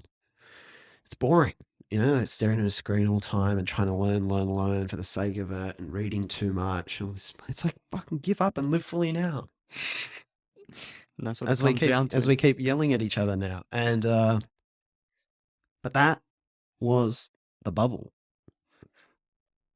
I was in. And that's where the last episode came from, was realizing that. It's just live fully. I had these ideas that, it'd be great once I got constant student to this size and I get money from it and I can do whatever I want and reward myself for having changed the world a bit and whatever. And it's like, I was watching the reunion of Friends, the TV show. Like my parents put it on a couple of weeks ago. And they had it's just a fucking sitcom, right? Yeah. It had all these people just sending in clips of like how the show changed their lives Like, I don't know, grain of salt, right? Maybe they just found a way to turn a bit of fans who wanted 15 minutes into a bit of TV. I don't know, but it seemed pretty genuine. Like people who didn't have friends, who watched the show, and it lightened their day when they were in dark times. And Steven Spielberg used to watch Seinfeld days after filming Schindler's List to help, like, take the weight of that sort of film, making that off him. Yeah. And these are things that, like, it's just a TV show. It's not trying to, like, change the world. It's not trying to, like, save 1,000,000 lives. Because if they were trying to do that, they wouldn't do a TV show about 6 friends living in New York City and having a laugh at. But, like, so much of that helps people. But when your ego is attached to it, you need to measure it. You need the proof. You need to see the glory. But there's no way you can measure actually having the most impact anyway. That's the bullshit of it. It's linear. I want to see linear impact that I've caused. That's the Saviour's narrative. They need to see it. But if they stop trying to do it, they'd probably be able to do it way better. DeMello says it in Awareness, and I'd read the book a bunch of times but hadn't internalized it. That the real charity is when you've just, I helped you? That's great. I was just being me. Yeah. You don't even think of it as helping people. You were just being yourself. And Gilly's thing, just be. You're going to say something? Oh, I was going to, because I'm reading it at the moment. Yeah. He's saying the different levels of helping people. Yep. He was talking more about self-interest. Yes. He rips on charity. Saying, if you're giving, be upfront with yourself in saying that you're getting something as well. Yeah. Which is a very important sort of. It's huge. Gilly says this, and a lot of people say this to me if we chat and they feel like they've gained a lot from a conversation. And it's like, whoa, watch the ego, Joe. Yeah. Watch the ego. They're giving your ego a bloody opportunity. And you go, this was better for me than it was for you. DeMello says you give something, you get something. Isn't that great? Yeah. It's like, isn't it great? That's how that works. Yeah. And one thing I want to point out with this is I have become this is harsh, but I just don't give a shit. I've become very disenfranchised more than ever before with, especially, social media, for one, in general. Because it's easy to say, well, it's not ideal, but it's not that harmful. I threw that argument at you recently. Yeah, mate. I'm 100% with you. No, as in I threw up after watching. Oh, right. Remember? Yeah. Anyway. Yeah. But also, like, a lot of the business world, especially the startup and the tech world, because we have a lot of something. Paul Rouse, co-author of the book, said to me. Said it so simply. He goes, ego is only in the thinking mind. When you're coming from a place of feeling, like when you feel something's the right thing to do, or you feel like this is what I want to do, but logic is up here, logic telling you, no, don't do. You can't have ego when you're feeling. It's purely a force of the thinking mind. And it's when you're trying to think about how things look. Like, but I'll have more money if I do that first, then do impressing friends, family, standing out to peers, then someone might love me. These are all ego things. Yeah. Right? And the more people are in their heads rather than their heart and gut, the more they're operating from ego. And this is in business. The ones who often are in positions of influence in business are rational, cool-headed, thinker, calculator, like almost like the kind of engineer stereotype. You know what I mean? The calculated, the mathematical, the scientific. Academia is another place where it's very biased towards those. Often it will be males because women on average are more feeling and intuition based. That's why they're so valuable but so underappreciated in our society. Yeah, 2 lads conceding on it. Well, I'm not saying for you, but conceding. Women are highly undervalued in society, or the intuitive. Of course. That intuitive force, really, more than women specifically, but they're the ones in business. As Jordan Peterson says, like, why would you want to be a CEO? Brutal. Right? But a lot of glory. Not necessarily money, but glory. being able to control people, having people, it's like Harry Potter, the worst leaders are the people who want to be leaders. Big problem with politics is people who are willing to do it. Like Dumbledore says to Harry, perhaps those who deserve power are those like you who don't seek it, but find by accident. They have to do something, and find by accident they wear it well. And that's one thing for me. I definitely always sought at least a little bit being revered. I did leadership positions at school, lead Nepal, I set up this constant student thing, set up a business, put the podcasting and all that out there. This part of me, I can still see it, wants to be on the platform. And there's a good part of it. There can be a good part of it. But it's the person whose goal is to do a TED Talk one day. It's like, why would that be your goal? What does that mean? What is it that you want to speak about? And often what they want to speak about is actually of secondary importance. But those ones speak about things that are so generic that it's just hard to argue with it. It's not very well thought through. That's ego, right? Let's speak about something very generic like purpose or, because it's like, here's a story. Yeah. Can we take a break? Let's take a break. Yeah. Sorry. I just need a piss. Yeah, me too. Unsophisticated ego, I'm noticing, has more sophisticated compared to like the rest of society, where often the seduction is like fast cars, job title, advanced in the corporate ladder. And again, there's no one thing that's bad. It's not bad that people do TED Talks. It's not bad that people get promotions. It just depends on the relationship you have with it, I think, whether you're actually interested in what you do versus you just want extrinsic, external things. And money is only one of the external things.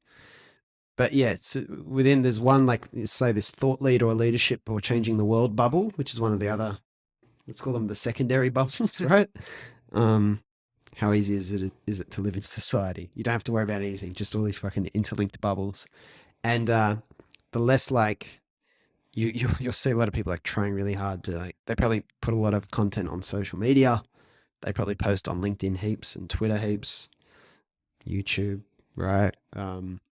Instagram, and but the less good they are, the more generic what they talk about is, because it's literally like trying to tick a box of doing the, make money from my knowledge, kind of thing, or build a career out of my knowledge and insight and stuff like that. So a lot of them will be very generic, because otherwise you would kind of wait till you're just like, oh wow, I've learned something that I should share with people, and then you would just share it. And often you'd have people inviting you to do. So Nick Abraham goes to Nepal because there's this community there, right?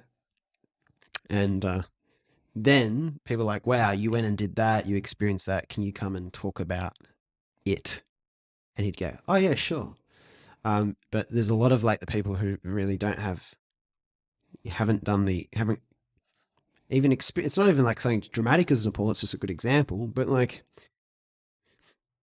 someone will bring you to speak at your old school because like you're a person who has left the school, young people identify with you, come share some of the experiences. You don't have to be like some world-class intellectual speaker to create a lot of value for people.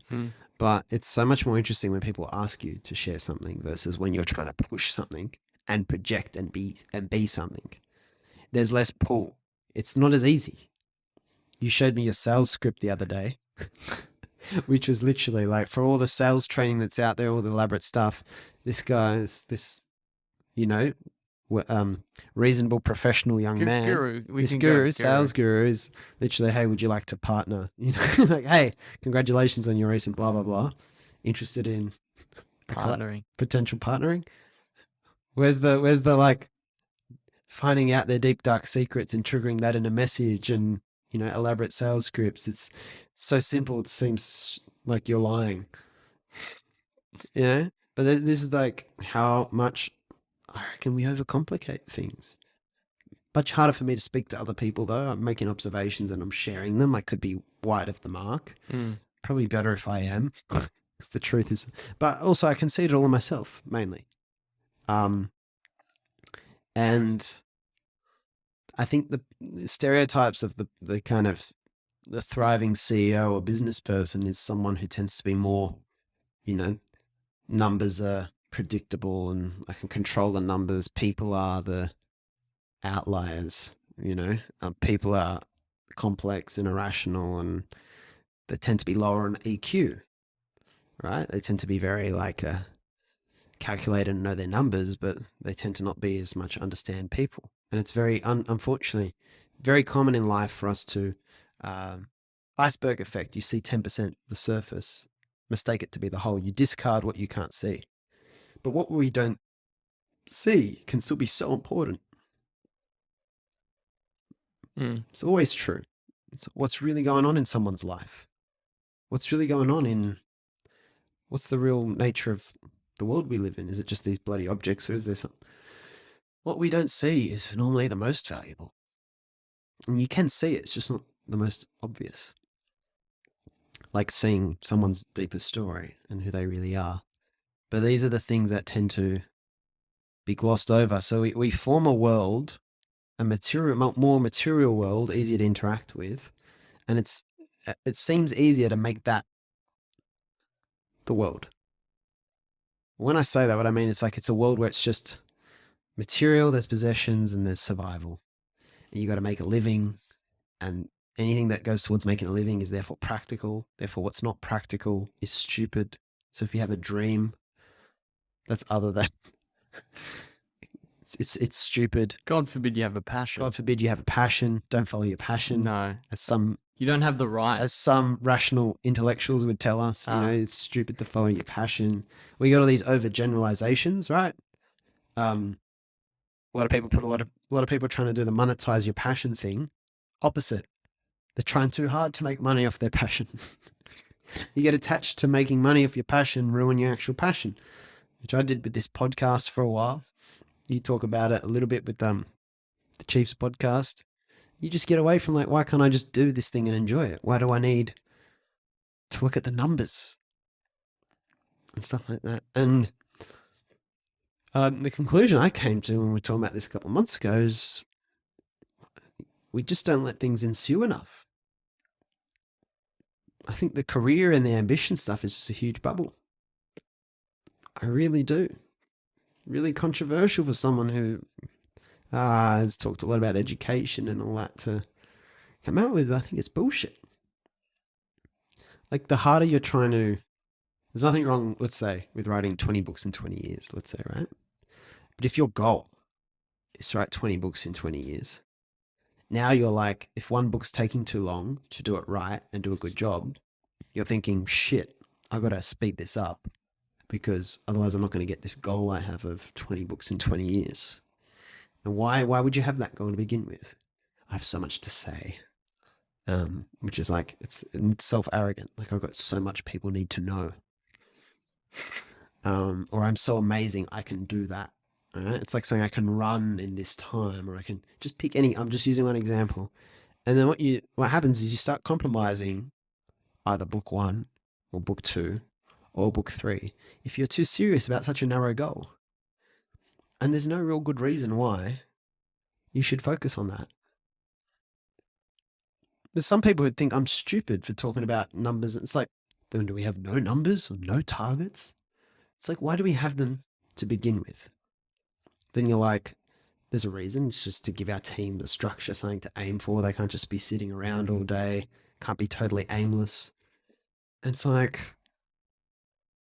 pick a number out of your ass. Does that make it reasonable? Because you decided, and now you're pressuring other people, or you're wanting customers or followers or listeners to conform to your story. Does that make that right? Because you picked it out of your ass. And if you keep tracing it, there's not many good reasons to insist on something. I mean, what if what you're doing is wrong? Constitution was beautiful, but it doesn't make sense as a business. It would be really flawed if it was a business. So some things shouldn't work out. That's fine. That's good. You find real things. You simplify your needs. You have this glory box to tick, but we get attached to numbers, and they're bullshit. if you drill down far enough, they all tend to be bullshit. It doesn't mean that people can't work in marketing and grow companies and podcasts. But honestly, like the less I look at the YouTube subscribers, the more that seem to come in. I don't post episodes and I get more.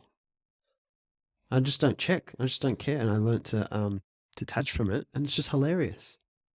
Nature's just trying, like, whatever. It's trying to teach you. See how stupid you are? Just surrender. Just do good work. Don't hide it. Share it. And let things ensue. I just found that it's just so common. Like, the harder we try to make things good, like, there's a sweet spot. Right? I'm not going to make the podcast shit deliberately, right? I'm not going to make my writing or book shit deliberately. But if I'm obsessed with some version of success because it's supposedly helping people, all I'm doing is I'm heading away from creativity. I'm thinking in more linear ways when anything creative is non-linear. Business, art, these things are non-linear. There's no formula for the writing. The writing comes from surrender and revisions and draft. It's not having it, not obsessing over its perfection at the start, but just sitting with it until it's ready. And that's how I write now. There's no more weekly newsletter, no more daily podcast episodes. There's no cadence, no commitment. We'll record series for this and put them up when I think they're ready. You're hassling me because the one we did on failure is still not up. Bloody recording. Recording. Sorry, editing snail over here. Yeah. And because I'm trying, I just won't make the trade-offs I used to make. Even when I'm pestering you. Even when you're pestering me, I just don't care. I don't even know. I don't even know why I'm pestering you in the first place. It's funny. It's quite funny. It is funny. It's like, mate. But I just have surrendered to when it's ready. And half the time when I can be bothered to do it, it'll be up. And it's so funny. The more you obsess over, like, have to have an episode this week, the more you're scraping the barrel looking for your fucking episode. Yeah. And how's that quality? Like, how's that the best? But in the content creator religion, you have to be consistent to, do we? Do you? I don't know. What did we do before we had social media and internet and email newsletters and people wrote one book that was their top book? Like, that was continually participating in the process is great, right? Like, continually writing and having ideas and all that. But then the less I commit to, like, cadence and it has to be weekly, who likes email newsletters? Once you leave the bubble, you see that there's just so much information overload. There's nothing you need, but you want a lot of information when you're trying to control outcomes. Self-help when you don't feel like enough as a person. Even some philosophy we talked about before. Digital marketing is, you digest a lot more digital marketing material especially when you're pushing like a shitty product out on people. When you're pushing something you haven't validated, when you're pushing something that's offerings unclear, and when you're overcomplicating it. Sales stuff, when you need more sales literature, the less you believe in what you're doing. And the more you're trying to control it. Yeah, the more you're trying to control it. Whereas if you just have conversations with people and focus on serving them, a lot of people if you have something decent, it doesn't have to be revolutionary, it'll just attract people because no one likes being sold at, but we can't remember that when ego takes over because you think, I need to make a living. I need to clear some stock. I need job security. I need bonuses. I need whatever. And you just get hooked on dopamine. And so much of our information is bullshit. None of the like, there's few, if any, of the respected thought leaders that I can't find valuable to listen to right now. And Luke knows that I've reread Harry Potter, couldn't put it down. such beautiful writing, and I found so much wisdom in that. Like, it's better than most of the nonfiction books I was reading, and it's up there in the leagues of the De Mello and the Eckhart Tolle for me. And it is just such a better way of doing it. Like, why can't we entertain people? Why can't we make them laugh? But the more serious you take yourself, the less you focus on making people laugh and entertaining them and packaging up stories in that. But stories and humor get through to everyone. They get through to my brother Mitchell, the least ambitious person you'll ever meet. He's not going to read a serious book, but he loves Harry Potter. He watches anime. He loves The Office. He watches sitcoms. But you can put lessons in those things, and it's entertaining and it's fun, and the lessons are there in a very passive way, so you can take them away when you're ready. But the thought leadership bubble is just so much about, look how much I know. And how can I make bank sharing that with you? Often in a way that, as Taleb would say, doesn't have much skin in the game. You're often not very accountable to that knowledge. I have a friend who works in the culture team at a Big Four accounting company in Melbourne, and we caught up with her when I was in Melbourne. She's talking about her experiences. She says, all the research we get about how to make the workplace better and all that doesn't really work when we implement it. When we just involve people in decisions, irrespective of research, like, this is what we want to do next, and they feel valued, and they tend to be happy, and the outcomes we get are better. We're so conditioned to look for answers. In the last place we ever expect to find them, our intuition and gut. And most of the information you're bombarded with is useless. Whereas if people would just share and look, I'm still publishing stuff, I'm still writing. I don't know if I'm trying to justify it, but I do think that you just share stories and your experiences, stop trying to extrapolate and find statistics and studies and macro bullshit, as Taleb calls it. If we just share experiences or what we observe ourselves, I think it's so much more valuable. And it's nothing you wouldn't do if you were just having a proper conversation with a friend. When we're in the bubble, we're trying to, it's ego, right? I want to come back to this. It is ego driving most things. We've talked about many of these things over the last couple of months. It's interesting for people to think about it, right? Yeah. Sorry. Comfy? This table does my head in sometimes. That's all right. I mean, use the back of my chair. That was a big interruption. That's all right. look at this loser.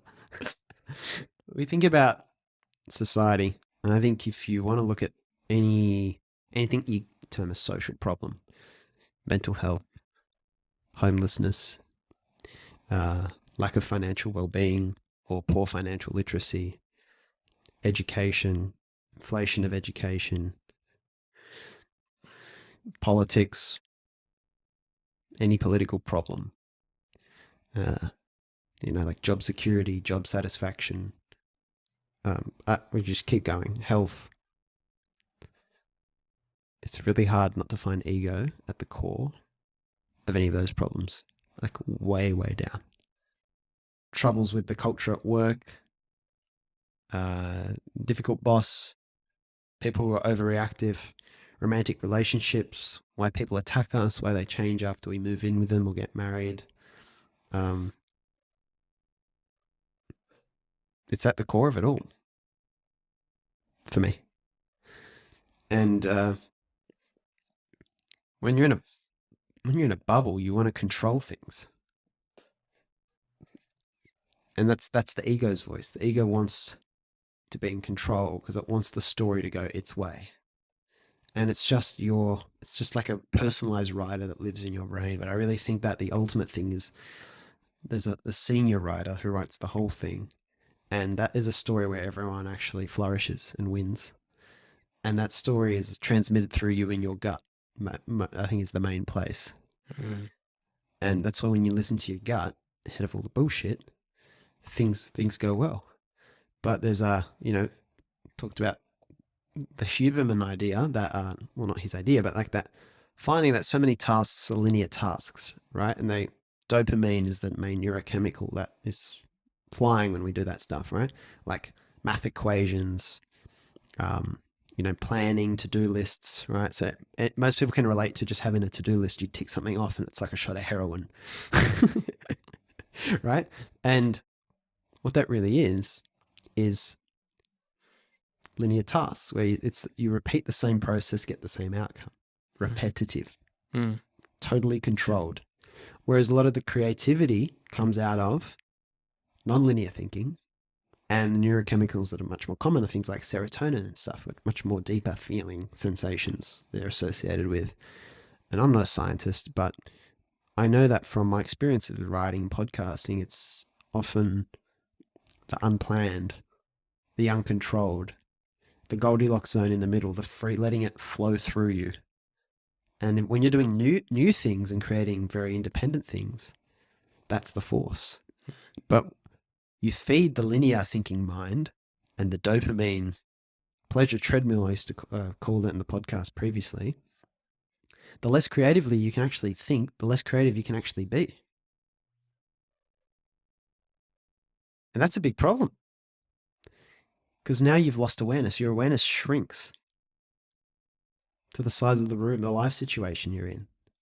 And you revert stages in your bloody evolution. You revert back to your basic conditioning and your like more animal primal instincts, like your more Astro the dog stuff.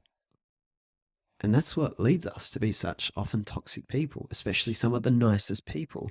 In certain situations like travel, work, and family life, some of the people that might be most loved in society can be most brutal behind the scenes. Because it's lurking in you and it's just mainly dormant, as Eckhart Tolle says.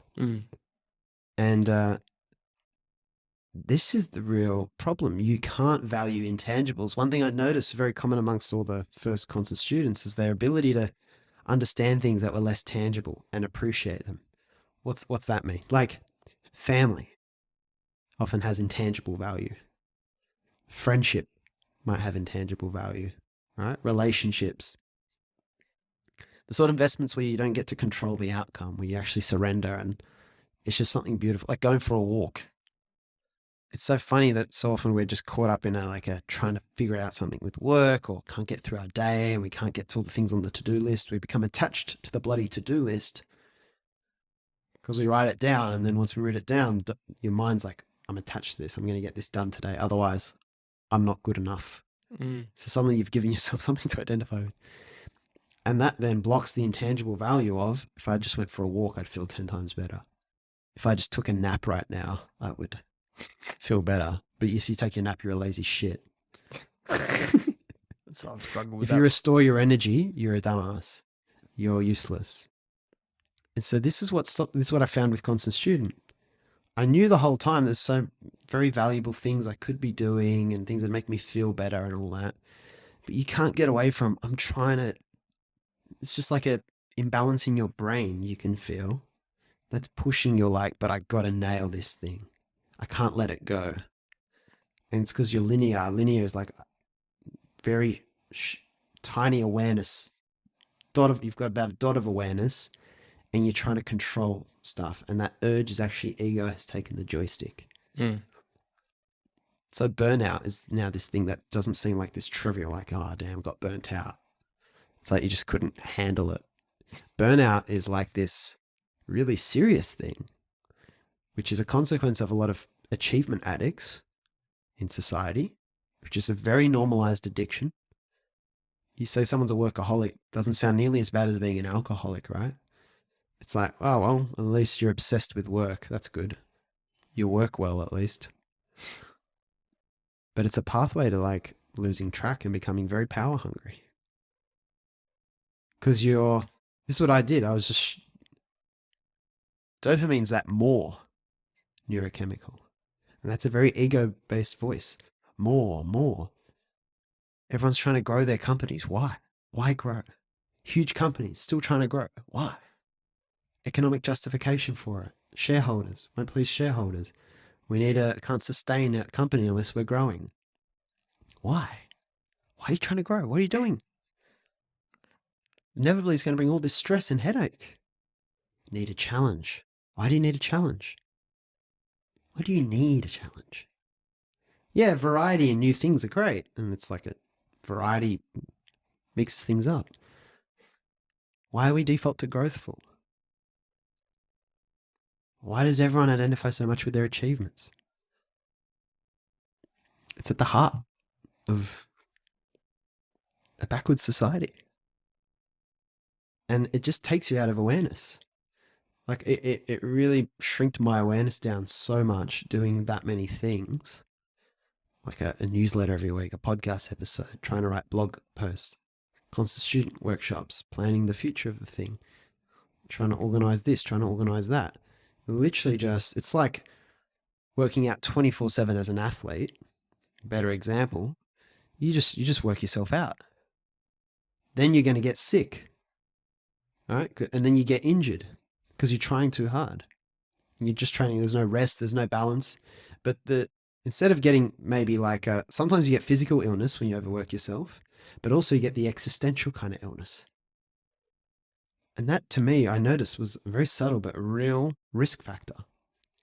And it's very common in a society that tells you to hustle, work your job, but then hustle on the side and build up over time the side hustle so you can quit the 9 to 5 and live your dreams and live on a beach and have your laptop out and all that bullshit.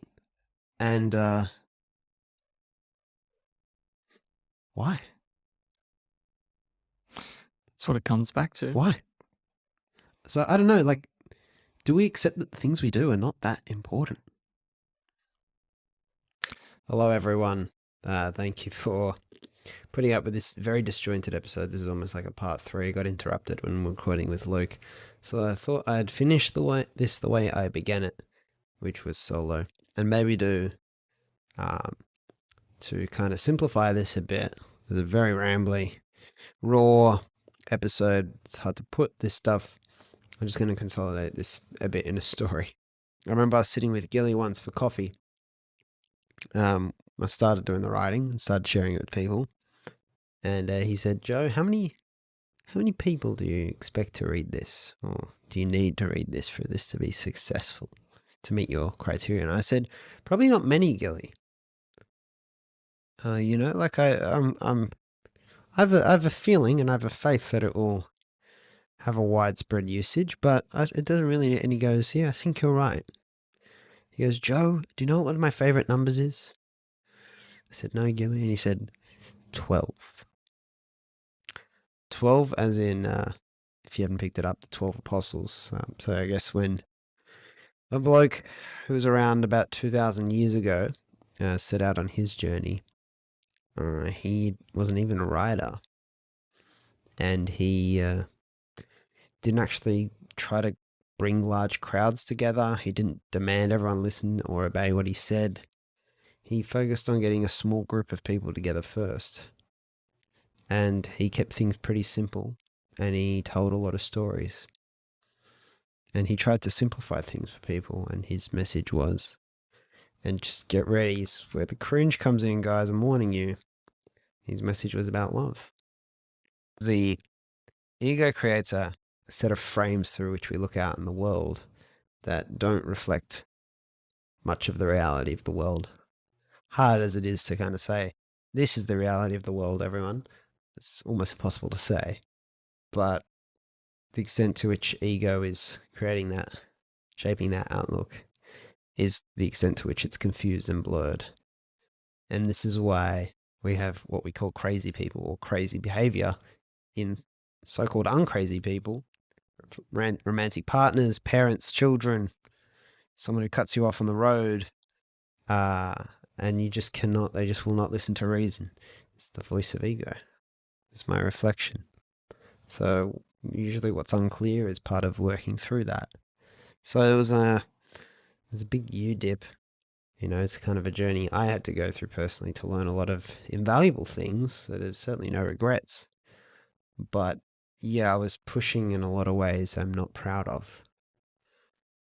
And there was a high level, as I've probably already said this too, there was a high level of maybe manipulating people is harsh. I don't want to be too dramatic. Definitely trying to push them within a certain number of cookie cutters we had. or looking for certain people to fit in to certain roles.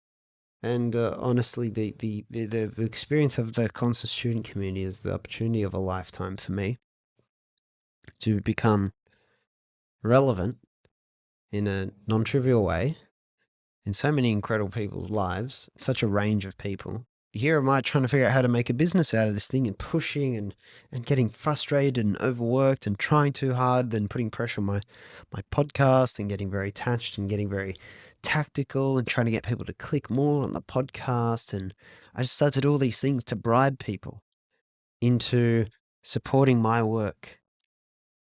But my work was always meant to be for others. That was all. That was the idea. You got to laugh at this. You got to see the funny side. And I share it because it's true. I share it because I think it's pretty transparent. I share it because there's nothing really to hide. And I share it because I suspect, it's not right for me to assume and judge, but I suspect, or I sort of see, there's this quote, there's something a community member said to me, it's, you can't understand in others what you can't first understand in yourself.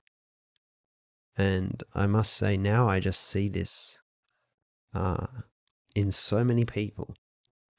I don't know if it's me projecting onto them or not. It's a big horn. If you can hear that, some ship's taken off from Sydney Harbour. Here where the sun's setting on a beautiful Saturday evening. And that's just it. It was one of the things I wasn't able to see anymore. Trying too hard to make things better. So harder to see the beauty in what's around us. And how can you be making things better for people? How can you be serving people if you can't see the beauty in the world? What are you helping move them towards? How can you do it if you're not coming from a place of peace? If you're coming from a place of neediness and you're getting burnt out and you're getting frustrated and you're getting what I call the old existential flu, that feeling where you just kind of, where you feel fuzzy and you feel like everything sucks and there's no joy in life anymore. And I also think, like, how do we do anything really well, or what's worth doing that doesn't come from a place of love and is not done in a loving way? It's so easy to start that way and then lose it. So those are all some of the things, those are a lot of the things that I lost. I missed that life where the main thing I did was just writing and talking to people, which was where I had been 2 years prior, thinking it was too simple, that I wasn't doing enough for other people in the world. So that's where I ended up. And through all that hard work, just end up where I began and realized that so much of it had been ego and a glory story that I was trying to write, using other people as pawns and actors in that. And I don't know if I ever, hurt anyone more than I helped. Not sure, maybe not. But without the realization of this, I'm very confident, much more sure that it was definitely headed that way, to say the least. And life is just, but anyway, since the kind of little bit of a epiphany that it's just crazy it is that maybe what brings you a lot of joy is a really good compass and signal of what to follow and focus on. It's just stupidly simple. It's so stupidly simple. It's so obvious that it remains hidden. It's the needle in the haystack. But life is just so good. I've had few, if any, really bad days. I feel more productive than ever because I don't waste time trying to make all these impossible decisions about unclear things, trying to force together things that don't, well, like you trust ease, as my friend Athena says, like trust ease. Like sometimes there's so much value. Maybe you don't have to push so hard. Maybe like when we're trying so hard and things are so difficult, it's because we're trying to push something that's not meant to happen. It just doesn't fit as well in our lives and other people's lives. But so often we feel like, oh, I need to have a book because this is the sort of person I decided I was going to be. I need to have a business because this is the sort of person I decided I was going to be. I need to have a property because this is the person I decided I was going to be. I need to have this much money. I need to have this many friends. I need to look this way because this is the sort of person I decided I was going to be. This is how my ego tricked me into trying to chase the wrong things. Things I can have anyway, but probably would come much healthier if I surrendered and lived fully now. If I didn't put things, the most important things to me off. It's a very difficult idea. It's not something I would have ever intellectualized my way into. I had to make the mistakes myself and learn it. And then when it hit me on the head, I just felt like everyone gives you advice because they want you to do what they want you to do. Normally because they're not doing what they want to do. And to validate their story, they're trying to get you to act a certain way. And that's bullshit. That's how you know someone, whoever it is, doesn't have your best interests at heart. When they're trying to get you really hard to do something. Yeah, so I don't give advice anymore. Because if someone's really stuck on something, they really need to figure it out for themselves. Maybe they're pushing too hard. And it's not that I would abandon someone like that. They probably just need support going through it. But I don't pretend to have the answers. Because I feel like most things should just ensue. And everyone's got their big goals and their plans and their visions and their missions. And I did it all. Yada, yada. It's tiring, exhausting. It's not the real world. That's not life. I was in Nepal, had people work for 2 years and realized they had enough for the rest of life. Yeah, that's in rural Nepal. What are we doing here? Ambition. We've normalized ambition. It's hard to draw a line through that word ambition. Maybe I have the ambition to go out and get coffee. Maybe I have the ambition to be a better man or a fairer boss or something. So those ambitions are fine. But this social ambition of like more and become someone in society, but appear to be a nice person while doing it, and have the facade and tell yourself you're kind of like a power hungry control freak, Joe. Don't tell yourself that, but be ambitious. And everyone loves a bit of ambition. Where's your ambition? We always say to people who don't want to distract themselves from reality. What are we complaining about? We always have this door we can open any time where we can just simplify the shit out of it. But the lack of awareness we have blocks that door from our visual field. That's pretty much all that's going on. Is that all that's going on? Am I crazy? It feels like a bubble. There's that movie, The Truman Show, where everyone's in on the act. And they don't know any better. They're actors in this some egghead's scheme. And they're just running around, trying to get you to stand there for the advertisement and all that. This is the movie, if no one knows what I'm talking about, The Truman Show with Jim Carrey. And he's trying to get out of the bubble. He's realizing this is not how it's meant to be, and it's too perfect. And there's no adventure, and there's no peace to it, because it's all scripted. And it's not his script. And it's a choice. That movie sums up the awareness journey. You're not born with free will, you opt into free will. Because if you were forced to have free will, it would be a burden. But the fact that you can choose it and go through the friction of earning it and live that way, that's probably the worthwhile ambition. For some people, it might be living off the land in an island in Fiji. For other people, it might be running a huge tech company. There's no one thing that's bad. It's just the bad thing is the thing that's not us. That's not you. You got to claw your way out because they want you to play their game. If they don't like who they are, they want you to play their game. The ones that love themselves can love you because they just let you be. Just be, as Gilly says, just be. Is this me just being? No. Why am I going to do it?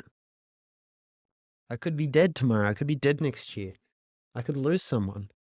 Why am I going to waste time pushing shit uphill? Change the world. That had me. That story. Changing the world.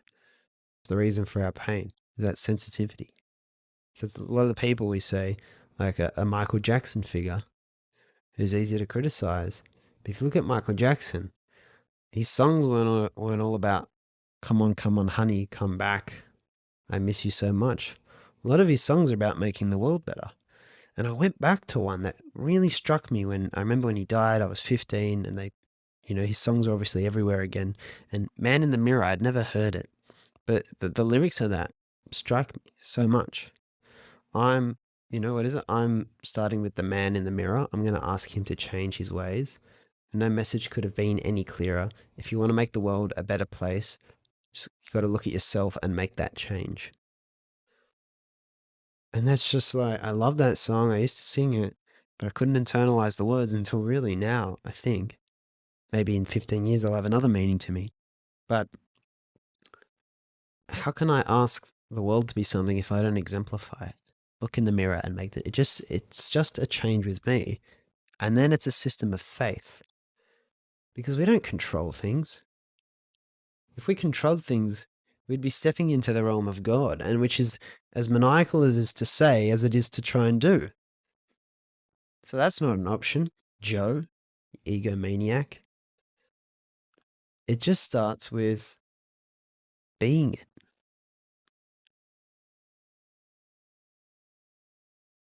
So I kind of am working on this, recovering from this achievement addiction, needing glory, this inner desire never really aired to be big, this deep down in superiority complex I have. And I'm just trying to be, I think things like podcasting and writing still have their place as long as I enjoy them. I don't flog them to death. And, but that is something I just want to share before we get into our next series with the podcast and the myth of failure idea and things beyond that. I don't know, this might have been a total ramble, totally unnecessary and unhelpful, and I don't think anyone, if there is truth in this, it'll probably not sink in maybe until you listen to it once now, maybe listen to it again years later, and you're like, that's what that was about. I don't know, that's how I feel when I read a lot of stuff that's valuable. I always encourage people to reach out. There should be a link in the description. Normally I just tell people to apply to the Constant Student because there's much to apply to, but it tells me a bit about you, and that's a good trigger for a conversation if it works out. If not, let's not be attached, but it's getting pretty dark here. So I'm going to let you guys go, but thank you. Thank you for hearing me out, hearing my craziness and confessions. Remember, as always, the best way to open 1,000 doors for you is to concentrate on opening doors for others. Just be and live fully now.